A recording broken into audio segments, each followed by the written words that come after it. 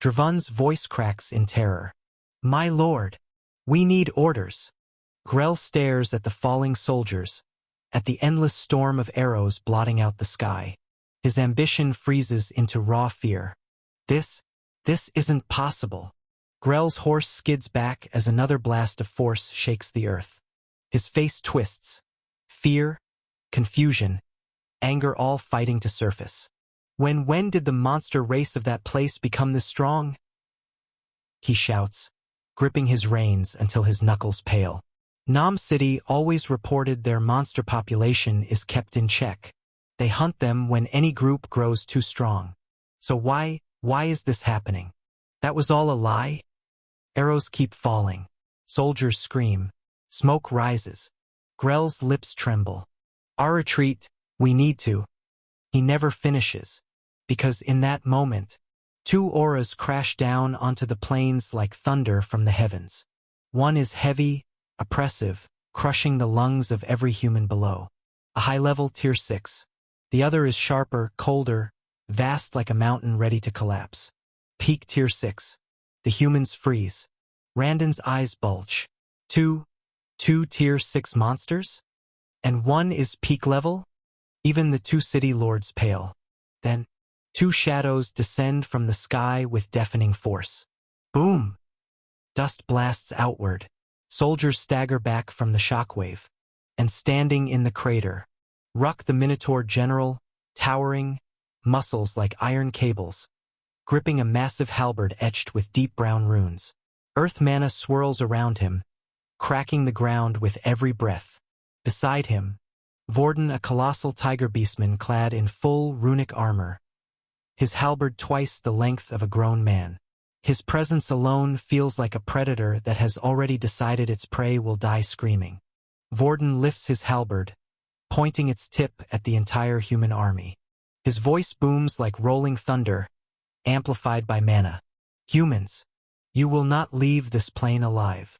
He lowers his stance, armor grinding. Attack! The planes erupt. Ruck charges forward first, the earth rumbling under his hooves. Tier 6. Pulverizing stride. Each step detonates with shockwaves. Soldiers are thrown back like leaves in a storm. Some collapse without ever understanding what hit them. Haven raises his hand. All spearmen. Brace! Brace! Hundreds lower their weapons at once. But Ruck swings his halberd down. Tier 5. Earthbreaker Crescent. A massive arc of compressed earth mana tears through the ground, splitting soil, armor, bodies, everything. Crack! Boom! The spear line disintegrates. Dozens of men vanish in an instant, shredded or crushed. Ruck roars, stamping his hoof. Dust and dirt burst upward, forming jagged pillars that impale anyone nearby. Who's next? City Lord Dravan charges with his elite Tier 5s behind him. Form up. Attack together. We can take them if we... Vorden appears in front of him before he finishes the sentence. His halberd shimmers with swirling brown runes. Tier 6. Rupturing Fong. He thrusts. A shockwave erupts point-blank into Dravan's chest. Crack. The city lord's armor shatters. His eyes widen. Blood sprays. He flies back hundreds of meters, smashing through 3 supply wagons.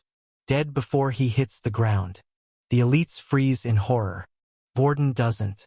He spins, halberd sweeping a full circle. Tier 5. Quake Cleave. The earth trembles violently. The shockwave rips through metal, flesh, shields, and bones. The elites split apart, bodies collapsing like broken dolls. Not one survives. City Lord Haven sees Dravan get obliterated and panics. Fall back. Fall BA. He doesn't finish. Ruck turns his head toward him, snorts once, and the ground beneath his hooves cracks like dry glass. Low-level Tier 6. Ruck rumbles. You're not even worth a warm-up. Haven's eyes widen. He raises his sword desperately. Wait, we can tell. Ruck steps forward. Just one step. Boom! The shockwave sends Haven flying backward like a ragdoll, smashing him into a wall of soldiers. Tier 5. Pulverizing stride. Ruck appears above him before Haven even lands. Tier 6, Stonehammer drop. He brings his halberd down like an executioner's axe. Crunch! The earth caves in. Haven's body is reduced to nothing but a cratered smear of armor and bone. Ruck exhales once, bored. Randon watches in horror as both city lords, 2 Tier 6 elites, die in less than 10 seconds. His entire body trembles. How are Tier 6 monsters this strong? Then, a shadow falls over him. Vorden. The tiger's golden eyes look down at him like he's already dead. Mid-level Tier 6. Vorden says calmly, voice like cold iron. Randon grips his sword so hard his hand bleeds. Why you? You killed Dravun. As if he were a child. He was, Vorden replies, compared to me. He lifts his halberd slightly, the runes along its shaft glowing a deep earth brown. Randon's face twists with desperation. I am a knight of the kingdom, a sworn servant of Baron Grell. If you kill me, you declare war on the human crown. Vorden blinks once. And Randon feels something crack inside him. Damn you. He draws his sword, aura exploding outward. Tier 6. His blade ignites with fierce wind mana, forming a raging spiral. Gale-shattering strike. He leaps forward, wind screaming around him, the ground splitting under his burst of speed. Humans watching from afar cheer desperately. Sir Randon is fighting. He can do it. He's a mid-level Tier 6. He'll kill that monster. Randon's blade descends like a razor hurricane. And Vorden simply raises his free hand. Just one hand. Clang. The wind stops. The sword stops. Randon's eyes go wide. Impossible, he whispers. You blocked it with your... Vorden tightens his grip. Crack. His fingers crush the sword. The entire blade turns to powder. Randon collapses to his knees, staring at the broken hilt in disbelief.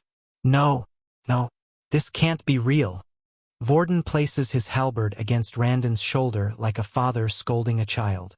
You should not have marched on our king's territory. A flash of brown light. Tier 6. Tectonic rend. The ground splits open beneath Randon, a deep fissure ripping through earth and stone. Randon screams as the shockwave tears through his armor, body, and soul. A second later, a geyser of blood erupts, and the mid-level Tier 6 knight is gone. Entirely, the human front collapses. Soldiers throw their weapons and run. Retreat! Retreat! The city lords are dead. Even Sir Randon is... Arg. Ruck watches the chaos with a grin. Ha! They break fast. Vorden taps his halberd into the ground. A deep vibration travels outward, like a heartbeat in the soil. Do not let them flee, Vorden says calmly. Not one. Ruck cracks his neck. Thought you'd never say it. Baron Grell watches his army crumble. His heart squeezes in his chest. This can't be happening. He slowly turns his horse around. I must retreat. I must warn the Duke. I must. A massive shadow blocks the sun behind him. Grell freezes. He turns. Ruck stands there. No emotion. No mercy. Just inevitability. Going somewhere? Grell opens his mouth, but no sound comes out. Vorden lands beside Ruck, halberd dripping with fresh blood. The king sends his regards, Vorden says. Ruck lifts his halberd. Grell screams. The plains echo with the final sound of a man whose ambition outran his fate. The next morning, in Duke Charles's working chamber. The sun has barely risen, but Duke Charles is already seated at his broad mahogany desk, quill in hand and documents spread before him. The chamber is quiet, lit only by the soft glow of mana lamps lining the walls. He signs one parchment, sets it atop a stack, and reaches for the next. A knock breaks the stillness. Knock! Knock! Charles doesn't look up. Enter. The door opens and the head butler steps in swiftly. Too swiftly for his usual reserved demeanor. His face is composed, but Charles notices the stiffness in his posture. The butler bows low. "My lord, urgent news. It concerns Baron Grell." Charles sets his quill down with deliberate calm. "Speak." The butler inhales softly. "Yesterday, Baron Grell marched his forces toward Nam City." Charles's expression doesn't change. "Yes, he asked for permission to gather information. I allowed it." The butler swallows. "My lord, he did not gather information." Charles's gaze sharpens. "What did he do?" "He invaded your grace," the butler says. "Full force, 55,000 soldiers." Charles closes his eyes briefly, exhaling through his nose. "So he got greedy." The butler nods grimly. "Yes, my lord, and it appears he did not understand the capabilities of his enemy." Silence fills the chamber. Charles does not feel shock, only irritation. Of course he didn't. Grell always believed ambition alone compensates for intelligence. The butler continues quietly. "My lord, our informants report the entire army has been annihilated. Both city lords are dead. Sir Randon is dead. Baron Grell is presumed dead as well." Charles opens his eyes. "Presumed?" he asks. "There was nothing left to identify," the butler says carefully. "The field is covered with bodies, and the Baron's seal was found shattered." Charles leans back in his chair and steeples his fingers.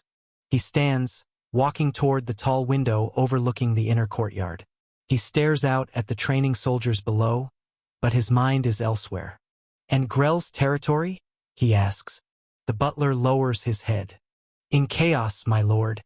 With the city lords dead, there is no authority. No soldiers left to maintain order. Looting has already begun. If nothing is done, both cities will collapse within days." The butler waits patiently. Charles turns back toward him.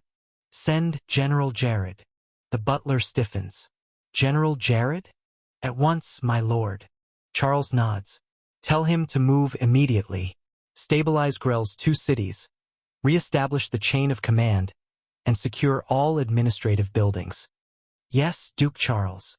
"Also," Charles adds, tone colder, "tell him to investigate Nam City quietly, at a distance. No engagement. I don't need another corpse on my payroll." The butler bows deeply. "As you command." He hurries out of the chamber. Left alone, Charles taps a finger against the glass as he gazes out the window. A peak tier 6 and a high tier 6S. Emerging out of nowhere, he murmurs. And Grell's entire army slaughtered in less than a day. A spark of curiosity flickers in his eyes. Just what happened in that city? Alex's room is quiet, the morning light filtering through the curtains in thin, warm stripes. The wooden floor is spotless, the air calm, except for one small, sulking dragon. Zevran lies on his belly in his miniature dragon form, wings drooping, tail limp on the floor. The empty vial of true dragon blood sits between him and Alex, as if taunting him personally. His golden eyes look up miserably. "Master, I'm sorry. I disappoint you," Zevran says, voice small and shaky. Alex crouches down, expression firm but not disappointed, just thoughtful. He reaches out and lifts Zevran's chin gently with a finger. The dragon's scales feel warmer than usual. "Zevran," Alex says, calm and steady, "you didn't disappoint me, but I didn't break through." Zevran murmurs, looking away. "You absorbed it," Alex corrects him. "That alone is impressive. True dragon blood isn't something just anyone can handle." Zevran's tail gives a weak twitch, but he still looks unconvinced. Floating nearby like a fluffy, annoyed balloon, Marrow crosses his tiny cotton ball arms. "Oi, lizard," Marrow says, poking Zevran's head with a small tendril. "Why are you sulking? You did absorb it. That's the hard part. Now you just need something to trigger the activation." Zevran turns to him, eyes wide. "Something to activate it?" Marrow bobs up and down. "Yeah. You think dragon blood works like a cheap potion?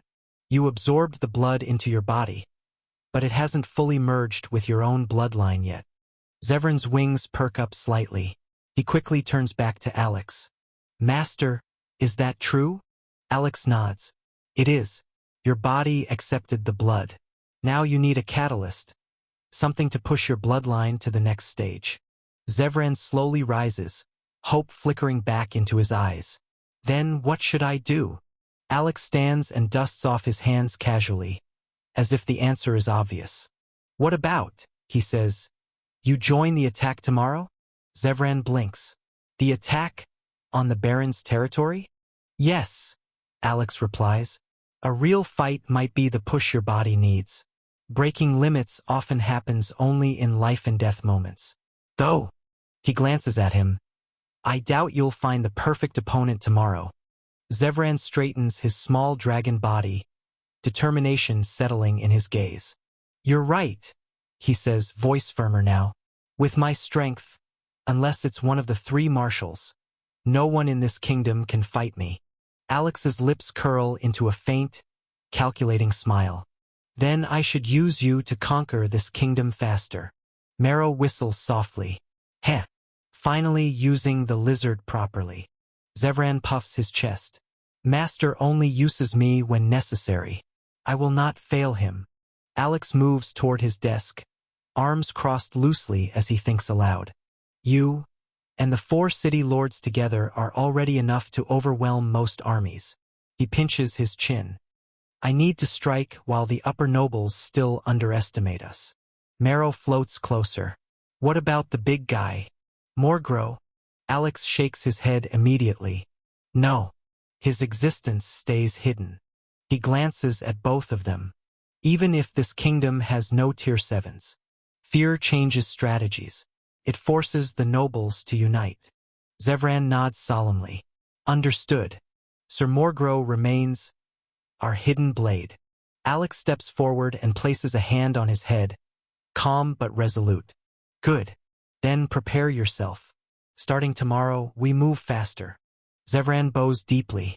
By your command, master. Marrow twirls in the air with a smirk. Heh. Things are about to get fun. Alex watches them both, his gaze steady and quietly sharp.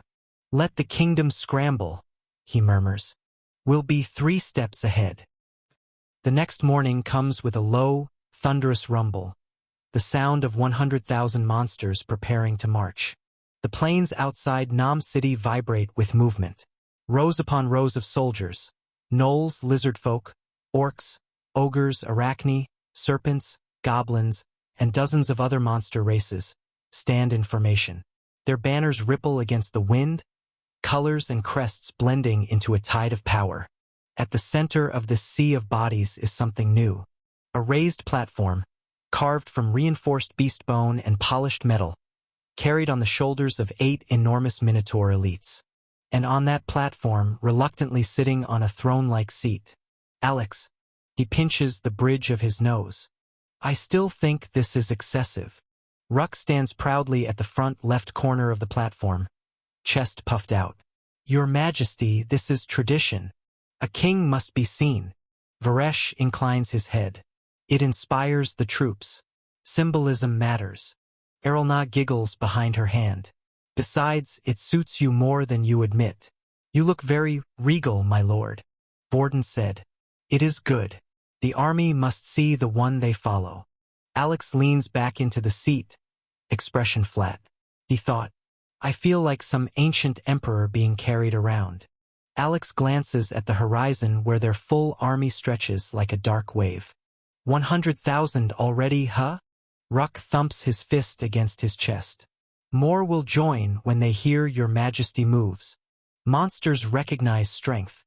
Zevran swoops down in his miniature dragon form and lands Alex's shoulder, tail flicking excitedly. Master, the vanguard is ready, he reports. Say the word, and we'll begin marching. Alex sighs, though there's a small smile tugging at his lips. Fine. Let's get this over with. Ruck raises a massive hand and roars at the top of his lungs. All forces, move out. A deafening roar explodes across the plains. The Minotaurs lift the platform with practiced unity. The soldiers below surging forward like a tidal wave of claws, steel, and magic. Erelna walks elegantly beside the moving platform, her voice soft but steady. General Jared sits astride his armored wyvern, its scales glinting under the afternoon sun as it circles above the Baron's territory. Below him, the two ravaged cities of Baron Grell, once choking with panic, now show signs of order returning. Smoke no longer rises from every street. Merchants have reopened their stalls. Children walk outside again. His guards patrol the main roads. It isn't perfect, not even close, but it's stable. He exhales, lowering himself as the wyvern glides down toward the central plaza of the first city. On the ground, a lieutenant rushes up to greet him, saluting with relief written across his face. "General Jared, sir. The riots in the southern district have been contained. We've stationed 1,000 men there to maintain order." Jared nods. "And the looters?" "Captured. Most of them were just desperate civilians, not criminals. They've been put to work repairing the damages." Jared grunts approvingly. "Good. Better to give them purpose than to throw them into cells." Ravel hands over a stack of hastily scribbled reports. "As for the second city, food distribution has begun. We escorted caravans from the nearby villages. People are calming down." Jared flips through the papers briefly, then tucks them under his arm. "Not perfect," he mutters, "but enough for people to sleep at night." Ravel glances cautiously at him. "There are still rumors, sir, about how the Baron's army died. People say monsters destroyed them. Others say it was a work of another noble." General Jared exhales slowly, rubbing the bridge of his nose as he surveys the city from the half-repaired wall. Workers hammer planks into place, mages redraw damaged magic circles on the ground, and soldiers drag debris into organized piles. "Rumors," he mutters. "There's always rumors." Ravel nods uncertainly. "Yes, sir. Some say the Baron angered a high-ranking noble. The people are uneasy." Jared snorts, crossing his arms over his chest. "Just let it be. Rumors will die eventually," he says, his voice firm but controlled. "Even if one of those rumors happens to be true, they can't do anything about it. Our job is to get this territory ready for his lord, Duke Charles." Ravel bows his head. "Understood, General." Jared shifts his gaze toward the horizon, where Nam City lies far beyond the hills. His tone drops a notch. "What about our intelligence team? Have they contacted us yet?" Ravel stiffens. He glances down at the small, rune-carved communication device in his hand. The crystal embedded in its center is cold and dark. "It's still silent, sir. Not a single message since they left." Jared's jaw tightens. "By now," he says slowly, "they should have reported. Even a short status update. Something." Ravel hesitates. "Should we assume the worst?" Jared turns his head sharply toward him. "I don't assume anything, but we might need to take these monsters seriously. Whether it's a tribe or a new faction, they're moving in a way we haven't seen before." He looks down at the streets below, where dozens of soldiers hurry to reinforce the gates. "If our scouts can't even send a warning," Jared adds quietly, "then whatever wiped out Grell's forces may still be moving." Ravel swallows. "General, what are your orders?" Jared straightens, voice firm and steady, the voice of a man used to preparing for war. "Tell everyone to reinforce the walls," he says. "Repair every crack, every weak point. Get the defensive cannons operational. I want all traps reset and the magic circles fully restored." "Yes, sir." Jared steps forward, placing a hand on the cold stone of the newly repaired wall. He stares out into the distance, expression dark and unreadable. "And Ravel?" "Yes, General? Send a message to Duke Charles at once. Tell him this land is stabilizing. Also ask for reinforcement, at least 3, General." Ravel bows sharply. "Right away, sir." Ravel runs off toward the command post, boots thudding against the stone. General Jared stays on the wall, arms folded, wind tugging at the red cape draped over his armor. His expression shifts, no longer simply stern, but genuinely troubled. 3 generals, he mutters under his breath. In the Alnara kingdom, a single general is a force capable of leveling an entire city. 3 of them showing up would be enough to make any lower noble piss their pants. Jared exhales sharply. If those monsters attack the Baron's territory, he says quietly, I need more than courage. I need overwhelming force. Footsteps approach. A lieutenant climbs the steps, saluting sharply. General Jared, the south gate has been reinforced. We're repositioning the long-range ballistas as you ordered. Good, Jared replies without looking at him. Jared faces the horizon again. The wind grows colder, carrying the distant scent of forests and ash. Monsters who can erase armies and silence scouts. He murmurs, this is beyond a normal monster attack. His fingers tighten against the stone wall. A threat that requires 3 generals means a threat that can damage this kingdom. He narrows his eyes, and I refuse to let it reach Duke Charles's doorstep.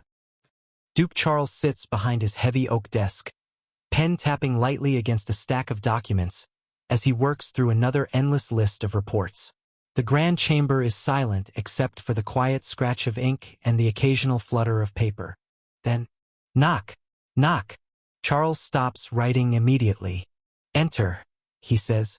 The door opens smoothly, and the head butler steps inside, bowing deeply.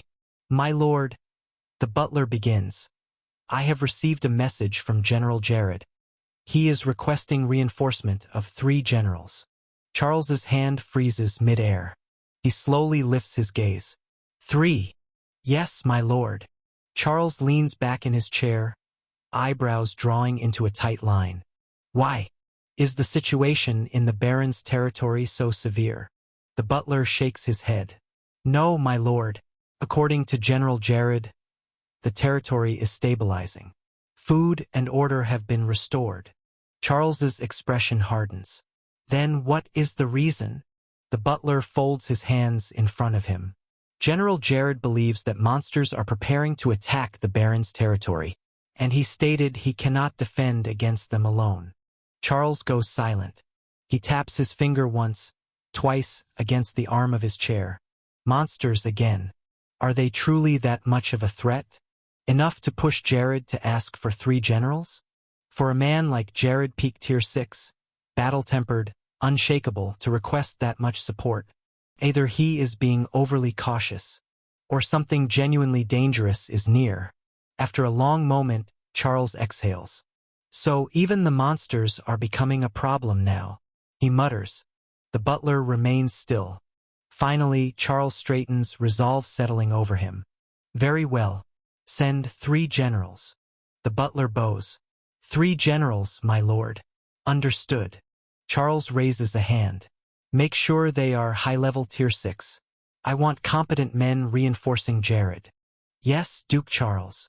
Charles turns his gaze toward the large window, watching the soldiers training in the courtyard below. His voice lowers, becoming colder. We need to be prepared. The 3 marshals have been bold lately. Too bold. The butler's brows twitch slightly. Indeed, my lord. Right now they are tearing at each other for influence, Charles continues. But once one gains the upper hand, his eyes narrow. Who knows when they will turn their ambitions toward the throne? The butler keeps his head bowed. Charles sighs quietly. The royal family must remain strong. If we show even a moment of weakness, we cannot afford that. The butler finishes softly. No, Charles agrees. We cannot. He moves away from the window and returns to his desk, picking up his pen again. Send the orders immediately. Jared will get his reinforcements. At once, my lord. The butler bows deeply and hurries out of the chamber. Left alone again, Charles stares down at the message crystal on his table, still faintly glowing with Jared's urgent request. 3 generals. Just to hold them off, he murmurs. His fingers curl slowly. What kind of monsters are we dealing with? The forest shudders. A deep, rolling vibration ripples through the ground as the massive horde moves in unison, shaking loose leaves from the trees and sending birds scattering into the sky. Branches sway. Small animals bolt from bushes. The air itself feels heavy, as if the land knows a calamity is marching straight through it.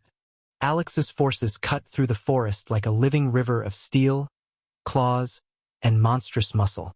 The sound of synchronized marching, the grind of armor, and the occasional beastly roar echo for kilometers. Alex sits atop the beastbone throne as the Minotaur carriers advance steadily. The air hums with anticipation, the scent of mana thick in the wind.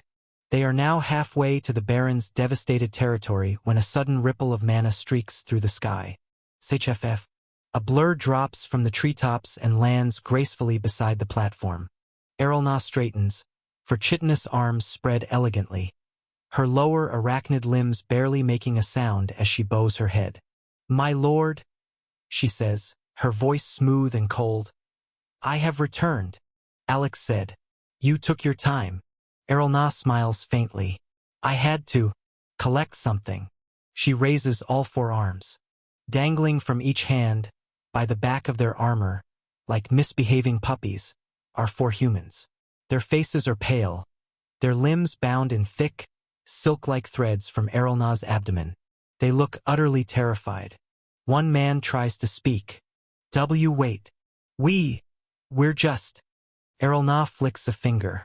A thread tightens around his mouth. "Silence," she says. Tone as soft as a whisper but sharp enough to cut stone. Alex leans forward slightly. "Scouts?" "Yes," Erelna replies. "They were hidden with invisibility spells, watching our movement from atop the ridge." Ruck stomps forward, nostrils flaring. "Ha! Humans spying again. Let me crush." Alex raises a hand without looking at him. Ruck shuts up instantly. Alex's eyes shift to the objects hanging from the belts of the captured humans. Small, rune-etched crystals with metal frames. A communication device, identical to the one used by the human city lord of Nam City. He reaches out, taking one from Erelna's hand. The moment he touches it, the runes pulse faintly, like it recently sent a message. "Oh," Alex murmurs. So they already contacted their chain of command. He turns the device over in his palm, examining the engravings. "They know we're coming." Alex's fingers tighten around the communication device, the faint mana pulsing beneath the metal frame confirming everything he already suspects. He looks toward Erelna. "Get as much information as you can from them," he says calmly. Erelna's eyes gleam with a delighted spark, one only monsters familiar with her would recognize. "As you wish, my lord," she purrs. The four scouts go rigid instantly. "And no, please wait." Erelna doesn't even bother looking at them. A soft tug of her threads muffles their screams as she drags all four off the trail and into the dense shadows of the forest, her lower arachnid body gliding silently across the leaves. Ruck shudders. "I will never get used to that woman." Varesh adjusts his glasses. "Be grateful she's on our side." Alex simply leans back on the throne as the massive army continues marching, trees trembling with each coordinated step. Minutes turn into an hour. Then, CHFF, Erelna emerges once again from the treeline. All four prisoners now unconscious and webbed from chest to ankle, neatly stacked in one of her arms. She bows lightly. "My lord, I have returned with information." Alex gestures. "Speak." Erelna's voice is calm, matter-of-fact, but proud. She completed her task with precision. There are at least 70,000 human soldiers gathered within the Baron's territory. Defensive formations are active. The walls are reinforced. And, she pauses for one heartbeat, there is also a general station there. A man with peak tier 6 strength. Ruck's jaw drops. 70,000 humans.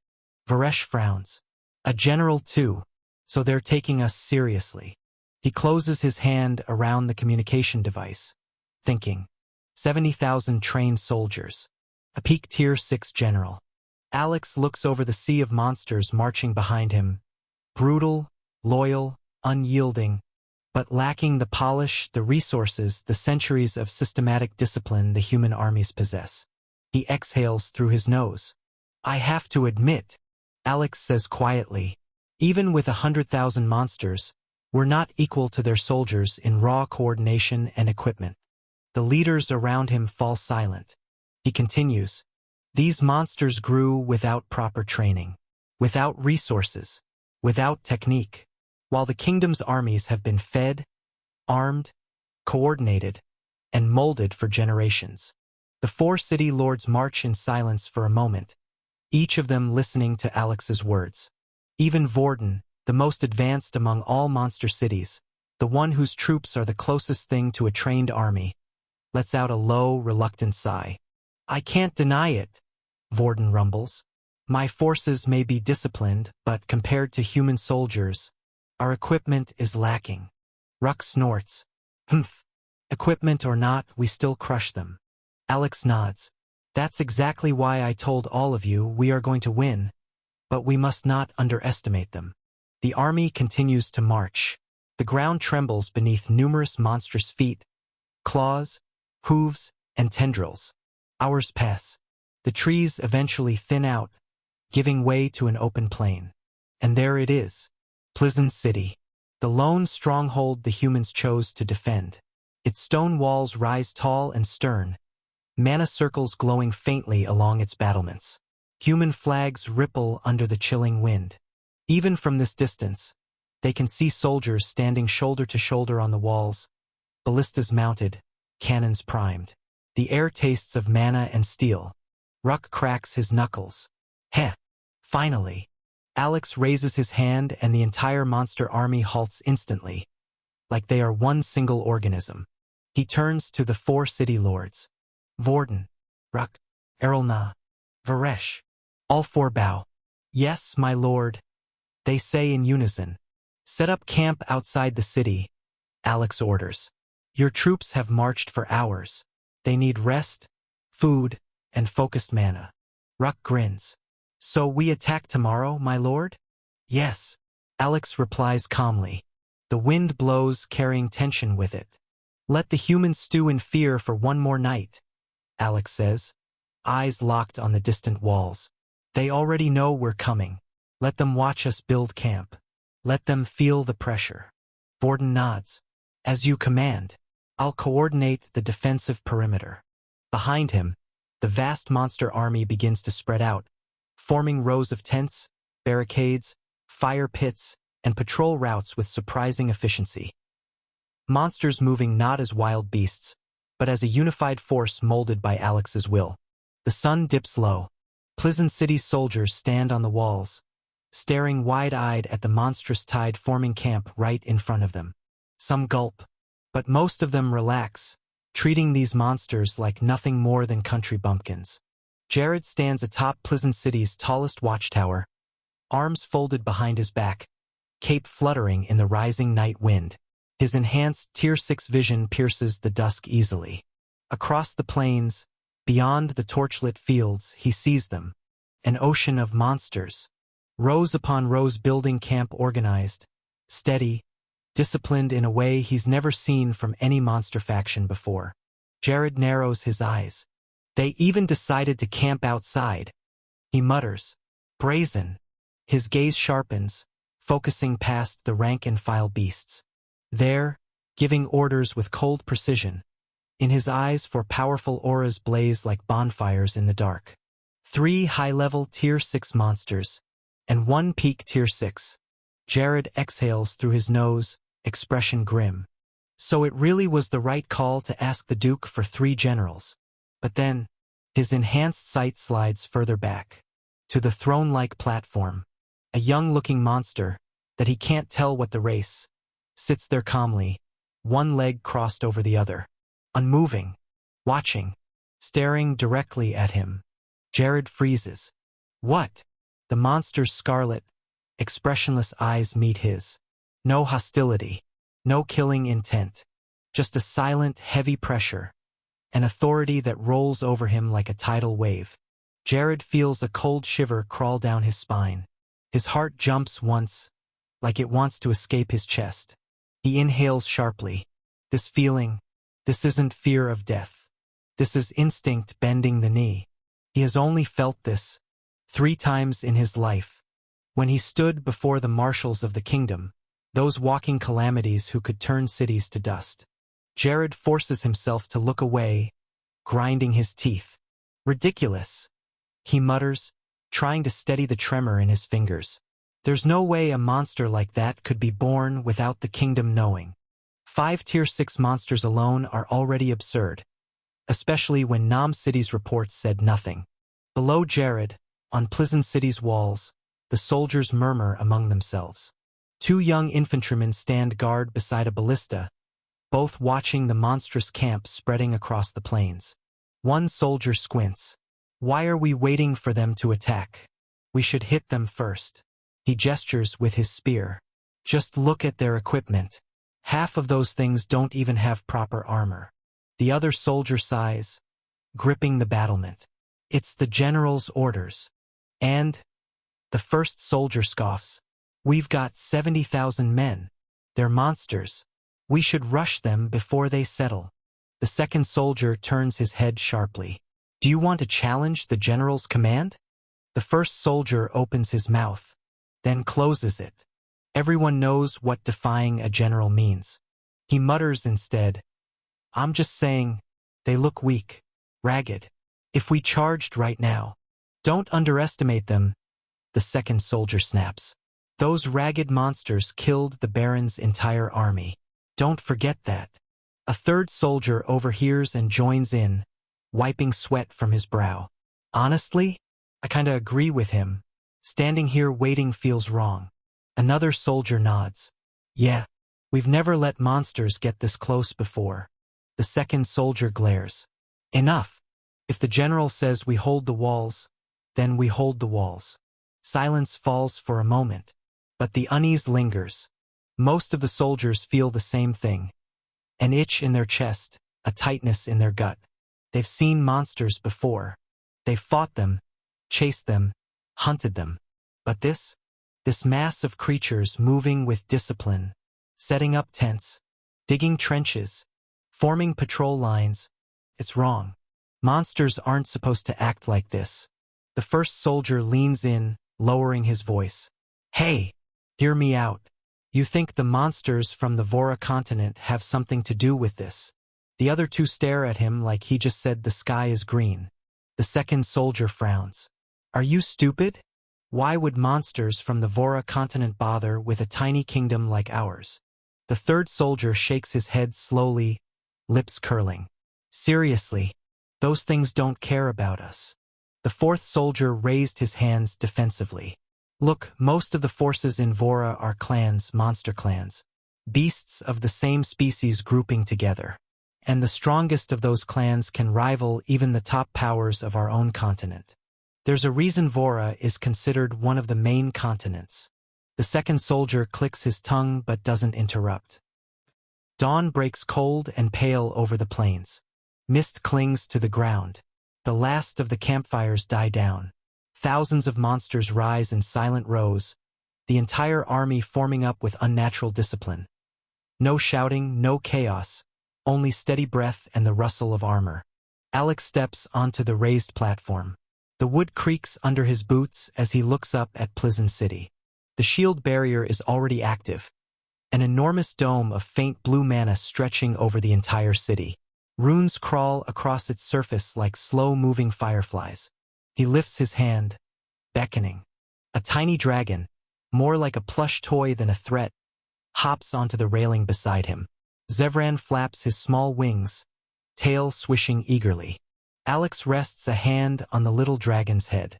Zevran. Zevran straightens proudly. Go, Alex says. Destroy that shield. Zevran lets out an excited chirp. Q! And launches himself into the air with a determined flutter of wings. On both sides, confusion ripples. Ruck blinks. What's my lord trying to do? Vorden said with a smile. My lord, the enemy must be thinking we are mocking them. The monsters murmur. The human soldiers lean over the walls, squinting. Is that a pet? Why is it flying toward the center? Did their leader lose his mind? Zevran stops mid-air above the city's center. He doesn't transform. He doesn't roar. He doesn't flare his aura. He simply opens his tiny mouth. And the world changes. The air warps. Mana bends around him. A violent swirl of earth and wind compresses into a sphere no bigger than a marble. Yet every mage on the walls feels their hearts sink. Jared's eyes widen. Mana fluctuation? Strengthen the shield. Full power. Now, although confused, the mages slam their staves into the ground. Fortify. Reinforce the core. Hold IT, hold IT. The shield brightens, runes spinning wildly. For one heartbeat, everything is still. Then, boom! The huge blast of compressed earth and wind streaks down like a meteor. It hits the shield dead center. The entire dome shudders. A thunderous shockwave tears across the plains, kicking dust into the air and sending soldiers stumbling. The shield holds, for one single, pitiful second. Then it fractures. A spiderweb of cracks races outward, and the entire barrier shatters like glass hit by a hammer. The shield. It's down. The barrier is down. What kind of attack was that? The weakened blast, robbed of most of its power by breaking the shield, continues downward, straight toward the city square. Jared's body moves before his mind catches up. He leaps from the tower, landing with enough force to crater the stone. His greatsword flashes upward as he channels mana into his arms. Ha!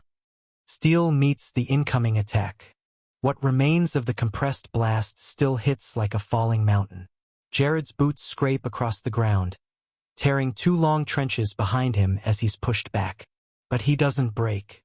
With a roar, he swings upward, deflecting the attack into the sky.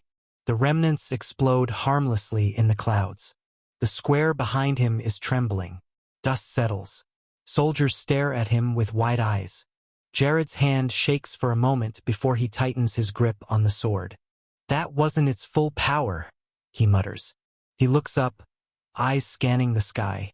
Zevran, still in his adorable tiny form, flutters back toward the monster army, humming proudly like he just fetched a stick. Jared feels his stomach twist. That little thing, he whispers, could have leveled half the city if the shield wasn't up. He wipes blood from the corner of his mouth.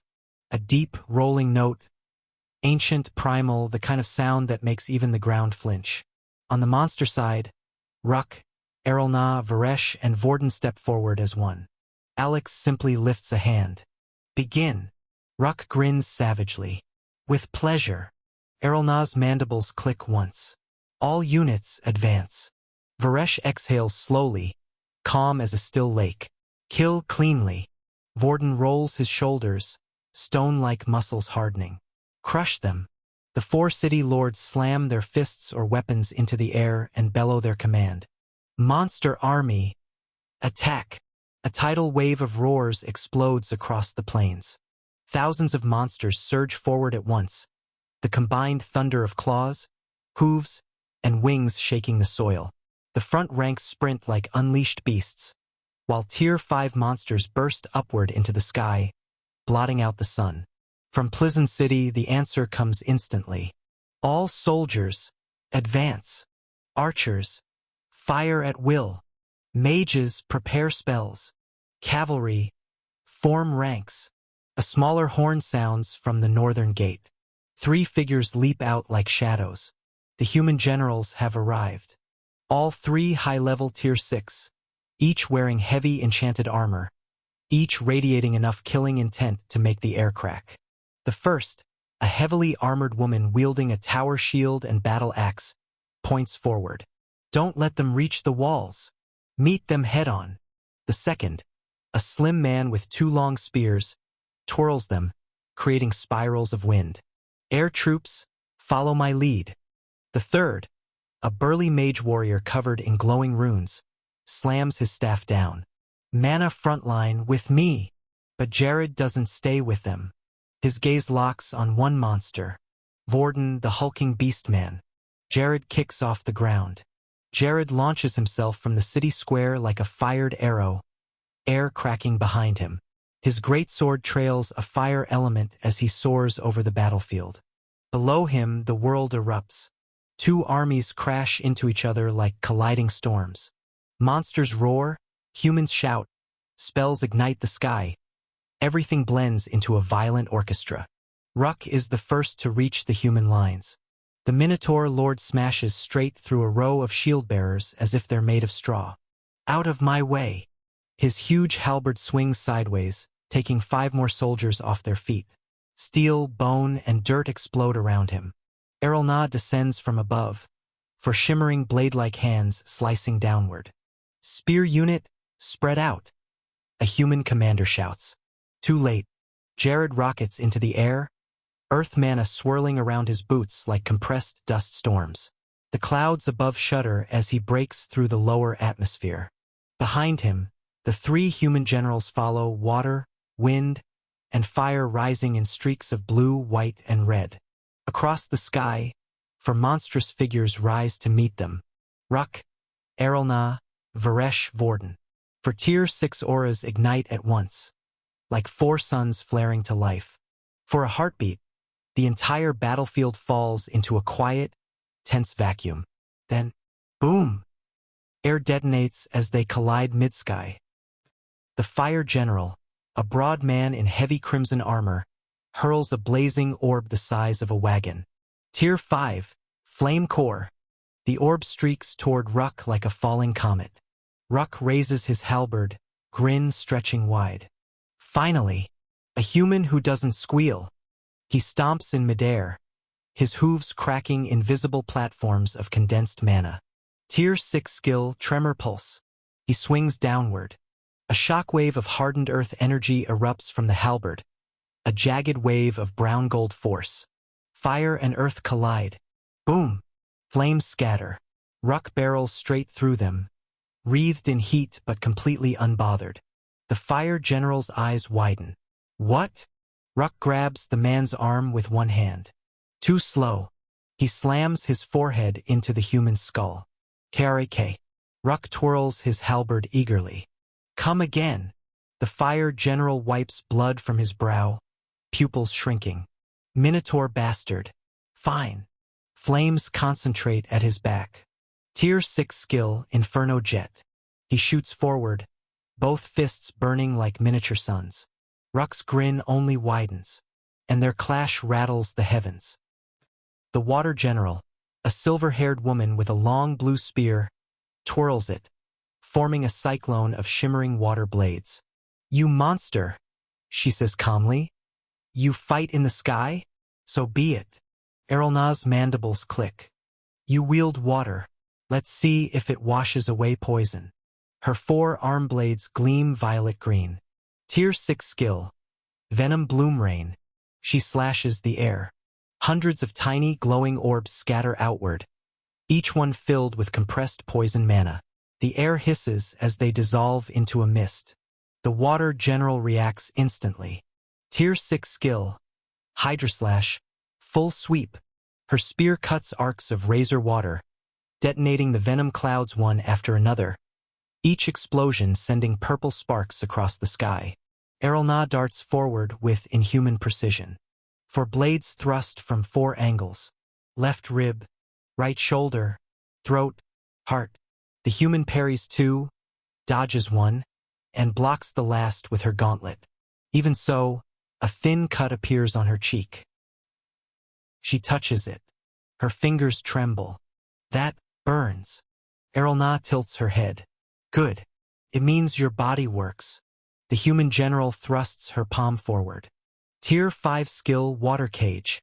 A sphere of spinning water slams shut around Errolna. But the insectoid woman's expression doesn't change. Trying to trap me? Her 4 blades glow dark purple. Tier 5 skill, Venom Spiral Bloom. She spins once. Purple tornado. The water cage ruptures violently. The Water General is sent flying, coughing blood. Damn! She's faster than I thought. The Wind General hovers with both spears spinning, gathering cyclone energy. You're a lightning beast, man. Let's see if you can keep up. Varesh floats in the air, calm, deadly, lightning cracking along his fur. I prefer when my prey runs. But this works too. He vanishes. A blue-white lightning streak arcs across the sky. The Wind General barely reacts in time. Tier 5 skill Wind Step. He shifts sideways, leaving a fading silhouette. Varesh reappears behind him, claw inches from his spine. Fast! The Wind General mutters. Faster! Varesh replies. His claw flashes. Lightning Tier 5 skill. Storm Rend. A blade of electricity tears through the air. The Wind General spins both spears, creating a barrier of condensed wind. Storm meets storm. Crack! Lightning rips through part of the barrier, slicing the general's shoulder open. He grunts, dropping a spear. Jared and Vorden meet high above the battlefield, the sky cracking under their combined presence. Earth mana from both sides churns the clouds into brown-gray swirls. Vorden swings his halberd once. The entire sky groans. You're the strongest human here, Vorden says, voice steady. Good. I don't have time for weak ones. Jared glares at him. Monsters. Why did you decide to attack a human kingdom? Do you all have a death wish? Vorden raises a brow. Questions later. He tilts his head. Show me your earth. Jared snarls. Fine. He slams his greatsword downward.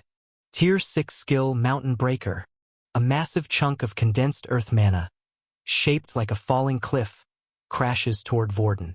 Vorden inhales. His muscles bulge, becoming like polished stone. Tier 6 skill Titan Rampart.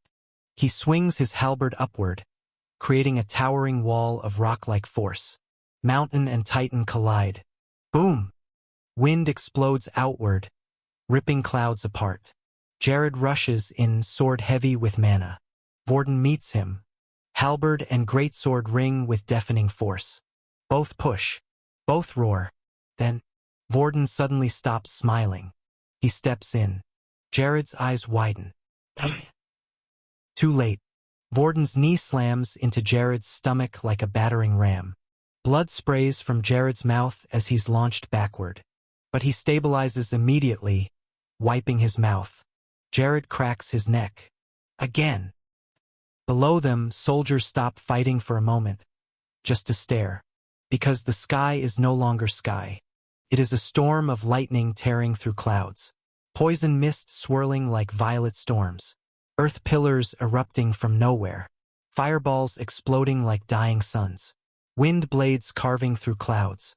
Every clash sends shockwaves that shake the ground. Alex sitting on the platform. From up here, the battlefield looks brutally uneven. Monsters and humans clashing in a chaotic blur of steel, fong, magic, and blood. Alex narrows his eyes. The Tier 6 monsters look like they're winning, but the ones below them clearly aren't. They break human shield formations with brute strength, but they can't maintain momentum. They overpower single soldiers, but trained squads push them back. And whenever the monsters do force an opening, their lack of coordination lets the humans recover. Monsters have stronger bodies, Alex murmurs, watching a wolfkin tear through 3 spearmen before being pierced by a 4th. But discipline, equipment, command structure. Humans move as one. Monsters move as individuals. They're losing, Alex finishes under his breath. Zevran on the railing beside him, still in his tiny dragon form. Master, want me to blast another hole? I can do it as much as you want. Alex pats his head. Not yet. He lets out a long exhale. Too bad. If I were Tier 7 already, I could use a proper army-wide buff skill. A lazy, cotton-like creature floats beside him. Marrow. His round body bobs gently in the air like a soft white lantern. Marrow tilts his head. Master. Alex glances at him. I can probably cast a Tier 7 buff skill now, Marrow says, puffing his cheeks in pride. Do you want me to buff the army? Alex blinks. Oh, you can. He studies Marrow more carefully now, eyes narrowing with interest. So your real strength is Tier 7. Marrow grins, floating a little higher. Yeah, you must be celebrating inside, Master. You got a Tier 7 being for free. Zevran stops mid-preen, wings flaring. What? Why would Master be excited? He already has a Tier 7 subordinate. He taps his chest proudly. And I'm about to break through to Tier 7. You're not special, Marrow. Marrow puffs up. Still, I'm more special than you, Lizard. You are not. I am. Before they escalate, Alex raises a hand. Enough. Both of you. They quiet immediately. Alex turns to Marrow. What kind of buff spell can you use? Marrow brightens.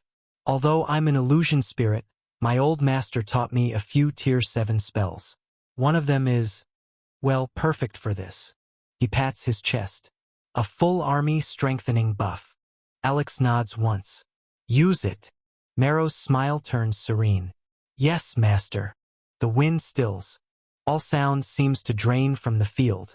Even the sky dims. Marrow rises higher, glowing softly. First white, then gold, then a deep shimmering blue. The light spreads across his body like flowing ink. Monsters on the battlefield pause mid-swing. Humans hesitate, sensing something shift. From Marrow's tiny form, mana pours out. So dense that even the generals in the sky flick their eyes downward for a moment. What is that mana? The water general mutters, voice trembling. Tier 7? Jared whispers, pupils tightening. Above everyone, Marrow spreads his little arms wide. His voice echoes across the battlefield, layered and resonant, far deeper than his small body should allow. Tier 7 skill, radiant convergence. The clouds part. A pillar of multicolored light bursts upward from Marrow, splitting the heavens. Then, boom! Light floods outward in a massive wave, sweeping across the entire monster army like a rising sunrise. Monsters gasp as the wave washes over them. Muscles harden. Bones strengthen. Wounds knit shut. Mana channels widen. Reflexes sharpen instantly. A cyclops blinks as its cracked horn regrows. An orc roars as his arms thicken with rippling force. A wolfkin feels his senses expand until he can hear arrows mid-air. A harpy's wings flare with renewed power. Even Tier 6 elites feel their auras stabilize and sharpen. The entire monster horde shouts as one. On the platform, Alex's eyes widen slightly. Oh, not bad. Zevran stares. Hey, that's actually good. Too good. Marrow looking smug. My old master said this spell temporarily boosts all physical and magical capabilities of nearby allies. Strength, defense, speed, regeneration, mana capacity, everything. For about half an hour. Zevran grits his teeth. Half an hour? What kind of unreasonable duration? Marrow shrugs. Tier 7. Below them, the battlefield shifts violently. It happens instantly. A human soldier swings his sword at a goblin. Clang. The goblin catches the blade with 2 fingers. The soldier blinks. What? The goblin crushes the sword like wet clay. An orc charges into a formation of shield-bearers. Boom! 10 men are sent flying like leaves. A hulking lizard man leaps 6 meters into the air, cleaving a commander in half before his feet even touch the ground again. Spears that once pierced monster armor, now snap. Arrows that once sank deep into flesh, now bounce off. The entire monster army erupts forward with newfound coordination, strength, and madness. Human soldiers on the ground pale. What happened to them? Did they all evolve at once? No. This is ridiculous. You're telling me that was a buff? Jared almost drops his sword. His heart lurches in his chest so hard he thinks it stops entirely. For a split second he forgets the battle, forgets the monsters, forgets even Vorden in front of him. All he can feel is the fading aftershock of that impossible aura, the kind that only appears in ancient texts or the whispered stories of the wealthy northern regions. Tier 7. Even for a heartbeat, that presence is unmistakable. And it came from that? The 3 human generals abruptly pull back, get closer to Jared, eyes wide, all of them staring at Jared instead of their opponents. General? The water general asks, voice tight. Did you feel that? The wind general swallows. That wasn't our imagination, right? That was law power. The fire general's tone breaks. General Jared, please tell me that wasn't a real Tier 7. But Jared isn't listening. His hands are shaking as he slips a small black artifact from inside his armor. A smooth stone carved with emergency runes. A one-use Tier 6 escape talisman. He hides it behind his gauntlet, ready to crush it instantly the moment that creature shows aggression. Vorden, across from him, even pauses mid-stance, savoring the human's reaction that looks like he's about to pass out. Jared's eyes lock onto the descending cotton ball-like creature. And the longer he watches, the harder his chest tightens. The creature floats down gently, wobbling left and right like a balloon losing air. Its glow fades. Its arms hang limply. It looks exhausted, maybe even harmless. But Jared's fear only worsens. He sucks in a long, shaky breath. I almost died. He whispers, barely audible. The three generals stiffen. What? The fire general blurts. Jared doesn't answer immediately. He's too busy staring at Marrow with a terrified, analytical focus, the kind someone uses when staring at a venomous serpent curled inches from their throat. His mind races. That aura, even if just for a moment, that was real. A real law power. That means, he grits his teeth. There are stories. Jared says lowly, almost to himself. Stories from the northern states. About rare, special creatures. Small ones. Harmless-looking ones. The water general frowns. What are you talking about? They say. Jared continues, eyes fixed on Marrow. There are special beings that can use one Tier 7 skill despite not being real Tier 7s.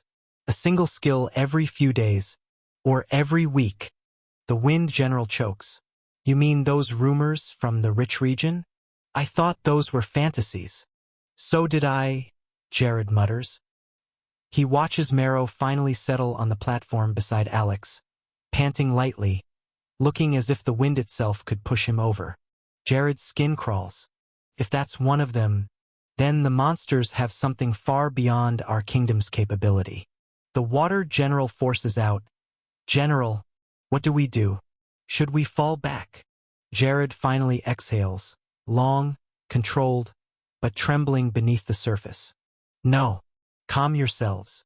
Jared steadies himself, trying to suppress the tremor in his voice. Everyone hold position. We will continue to defend this city. Across them, the 4 Tier 6 monsters exchange looks.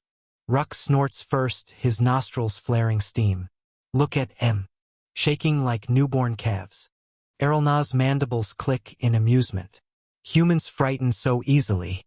One tiny Tier 7 aura, and their hearts nearly stop. Varesh crosses his arms, sparks dancing along his fur, as he watches the generals gather close to Jared. If they knew the truth, he smirks, that our king is a real Tier 7, they'd probably gonna flee as fast as they can.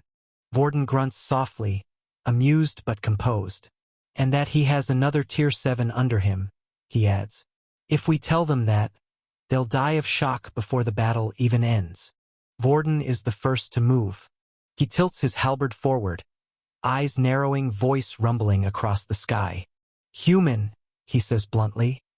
We are not done here yet, so stop shaking like a scared dog. Jared flinches, and the 3 generals stiffen beside him. But the moment Vorden surges forward again, Jared's instincts kick back in. They scatter just as Vorden's halberd tears through the air like a falling mountain. A shockwave blasts outward, shredding clouds into ribbons. Jared blocks with his greatsword, arms going numb. Damn it! Vorden presses down, the force overwhelming. He kicks Jared in the chest. Thud! Jared is launched backward, flipping in the air before stabilizing. His breath is ragged, but he tightens his grip. Don't underestimate me. He charges again. The sky detonates as their weapons collide once more. Below, on the ground, the buff takes full effect. Human formations crumble like sand. A line of spear soldiers braces for the incoming orc wave, 5 shields wide, 20 pikes angled forward. Hold! Hold! The orcs hit. Boom! The entire formation buckles. Soldiers fly backward. Shields snap. Blood mists the air. An armored lizard man leaps over them, twisting midair. Slash. His halberd cleaves through two officers before they can even scream. A wolfkin duo darts between soldiers, moving twice as fast as before, their claws shining with lethal precision. One steps on a fallen captain's chest and crushes his ribcage underfoot. Harpy archers dive from above, arrows raining in high-speed bursts. What is happening? They weren't this fast before. Retreat! Retreat! On the walls, human commanders watch in horror as their lines collapse. A captain grips the parapet so hard his knuckles turn white. Impossible! What kind of buff was that spell? Another officer stares down, face pale. Sir, we need to fall back. They're overwhelming the entire eastern flank. The highest-ranking commander on the wall slams his fist down. Damn it! Signal the retreat. Pull everyone back into the city. A flare shoots into the sky, bright red. Trumpets blare. All units, fall back. Fall back into the city. Human soldiers abandon the field, sprinting toward the gates as monsters roar behind them. An ogre smashes into a cavalry unit. Crunch. Horses and riders splatter like broken pottery. A serpentkin whips her tail, smashing 3 soldiers into the wall itself. A goblin leaps onto a fleeing soldier's back and snaps his neck effortlessly. Cries of fear spread like wildfire. Run! Close the gates! They're right behind us! On the walls, archers fire desperately, but most arrows bounce off buffed hides or are dodged entirely. The monsters advance like a tidal wave. Faster, stronger, bloodthirsty. One commander's face drains of color as he watches a buffed minotaur plow through a barricade like it's made of straw. Close the gates now, he screams. The massive wooden gates begin to creak shut. Ruck laughs as he hurls another tremor pulse toward the fire general. You humans retreat already? Didn't even last a day. The fire general blocks, but his arms shake violently. These monsters, they're different now. Erelna dances around the water general, venom trails slicing the air. You shouldn't worry about the battlefield, she hisses softly. Your real problem is me. Varesh toys with the wind general, flickering in and out of sight. Look down, he says casually. The wind general risks a glance, and his blood turns to ice.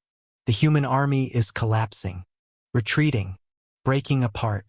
This can't be happening. Varesh smirks. Don't worry about them. Worry about your throat. Lightning crackles. Rodon City, Baron Revig's mansion. Inside the grand hall of the Baron's mansion, the atmosphere is tense despite the luxurious surroundings.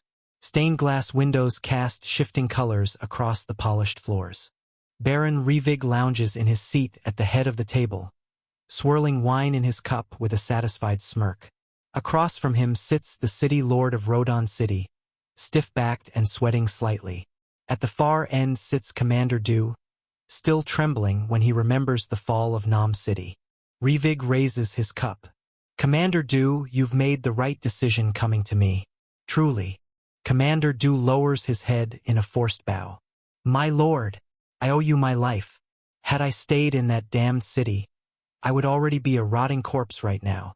Revig laughs loudly, waving off the despair. Oh, don't be so grim. Who wouldn't welcome a tier 6 like you with open arms? Not every day a man of your level comes knocking. Du gives a bitter smile. Still, my desertion. Revig cuts him off with a scoff. Bah! Don't think about it too much. Yes, you ran. Yes, the kingdom might consider it a grave offense. The city lord coughs lightly. Might, my lord. Revig shrugs. As long as the good commander stays loyal to me. He taps his chest with a proud grin. The kingdom won't hear a thing. Commander Du exhales shakily, relief trickling into his expression. Thank you, Baron Revig. Truly. The city lord leans forward slightly, hands clasped tightly. My lord.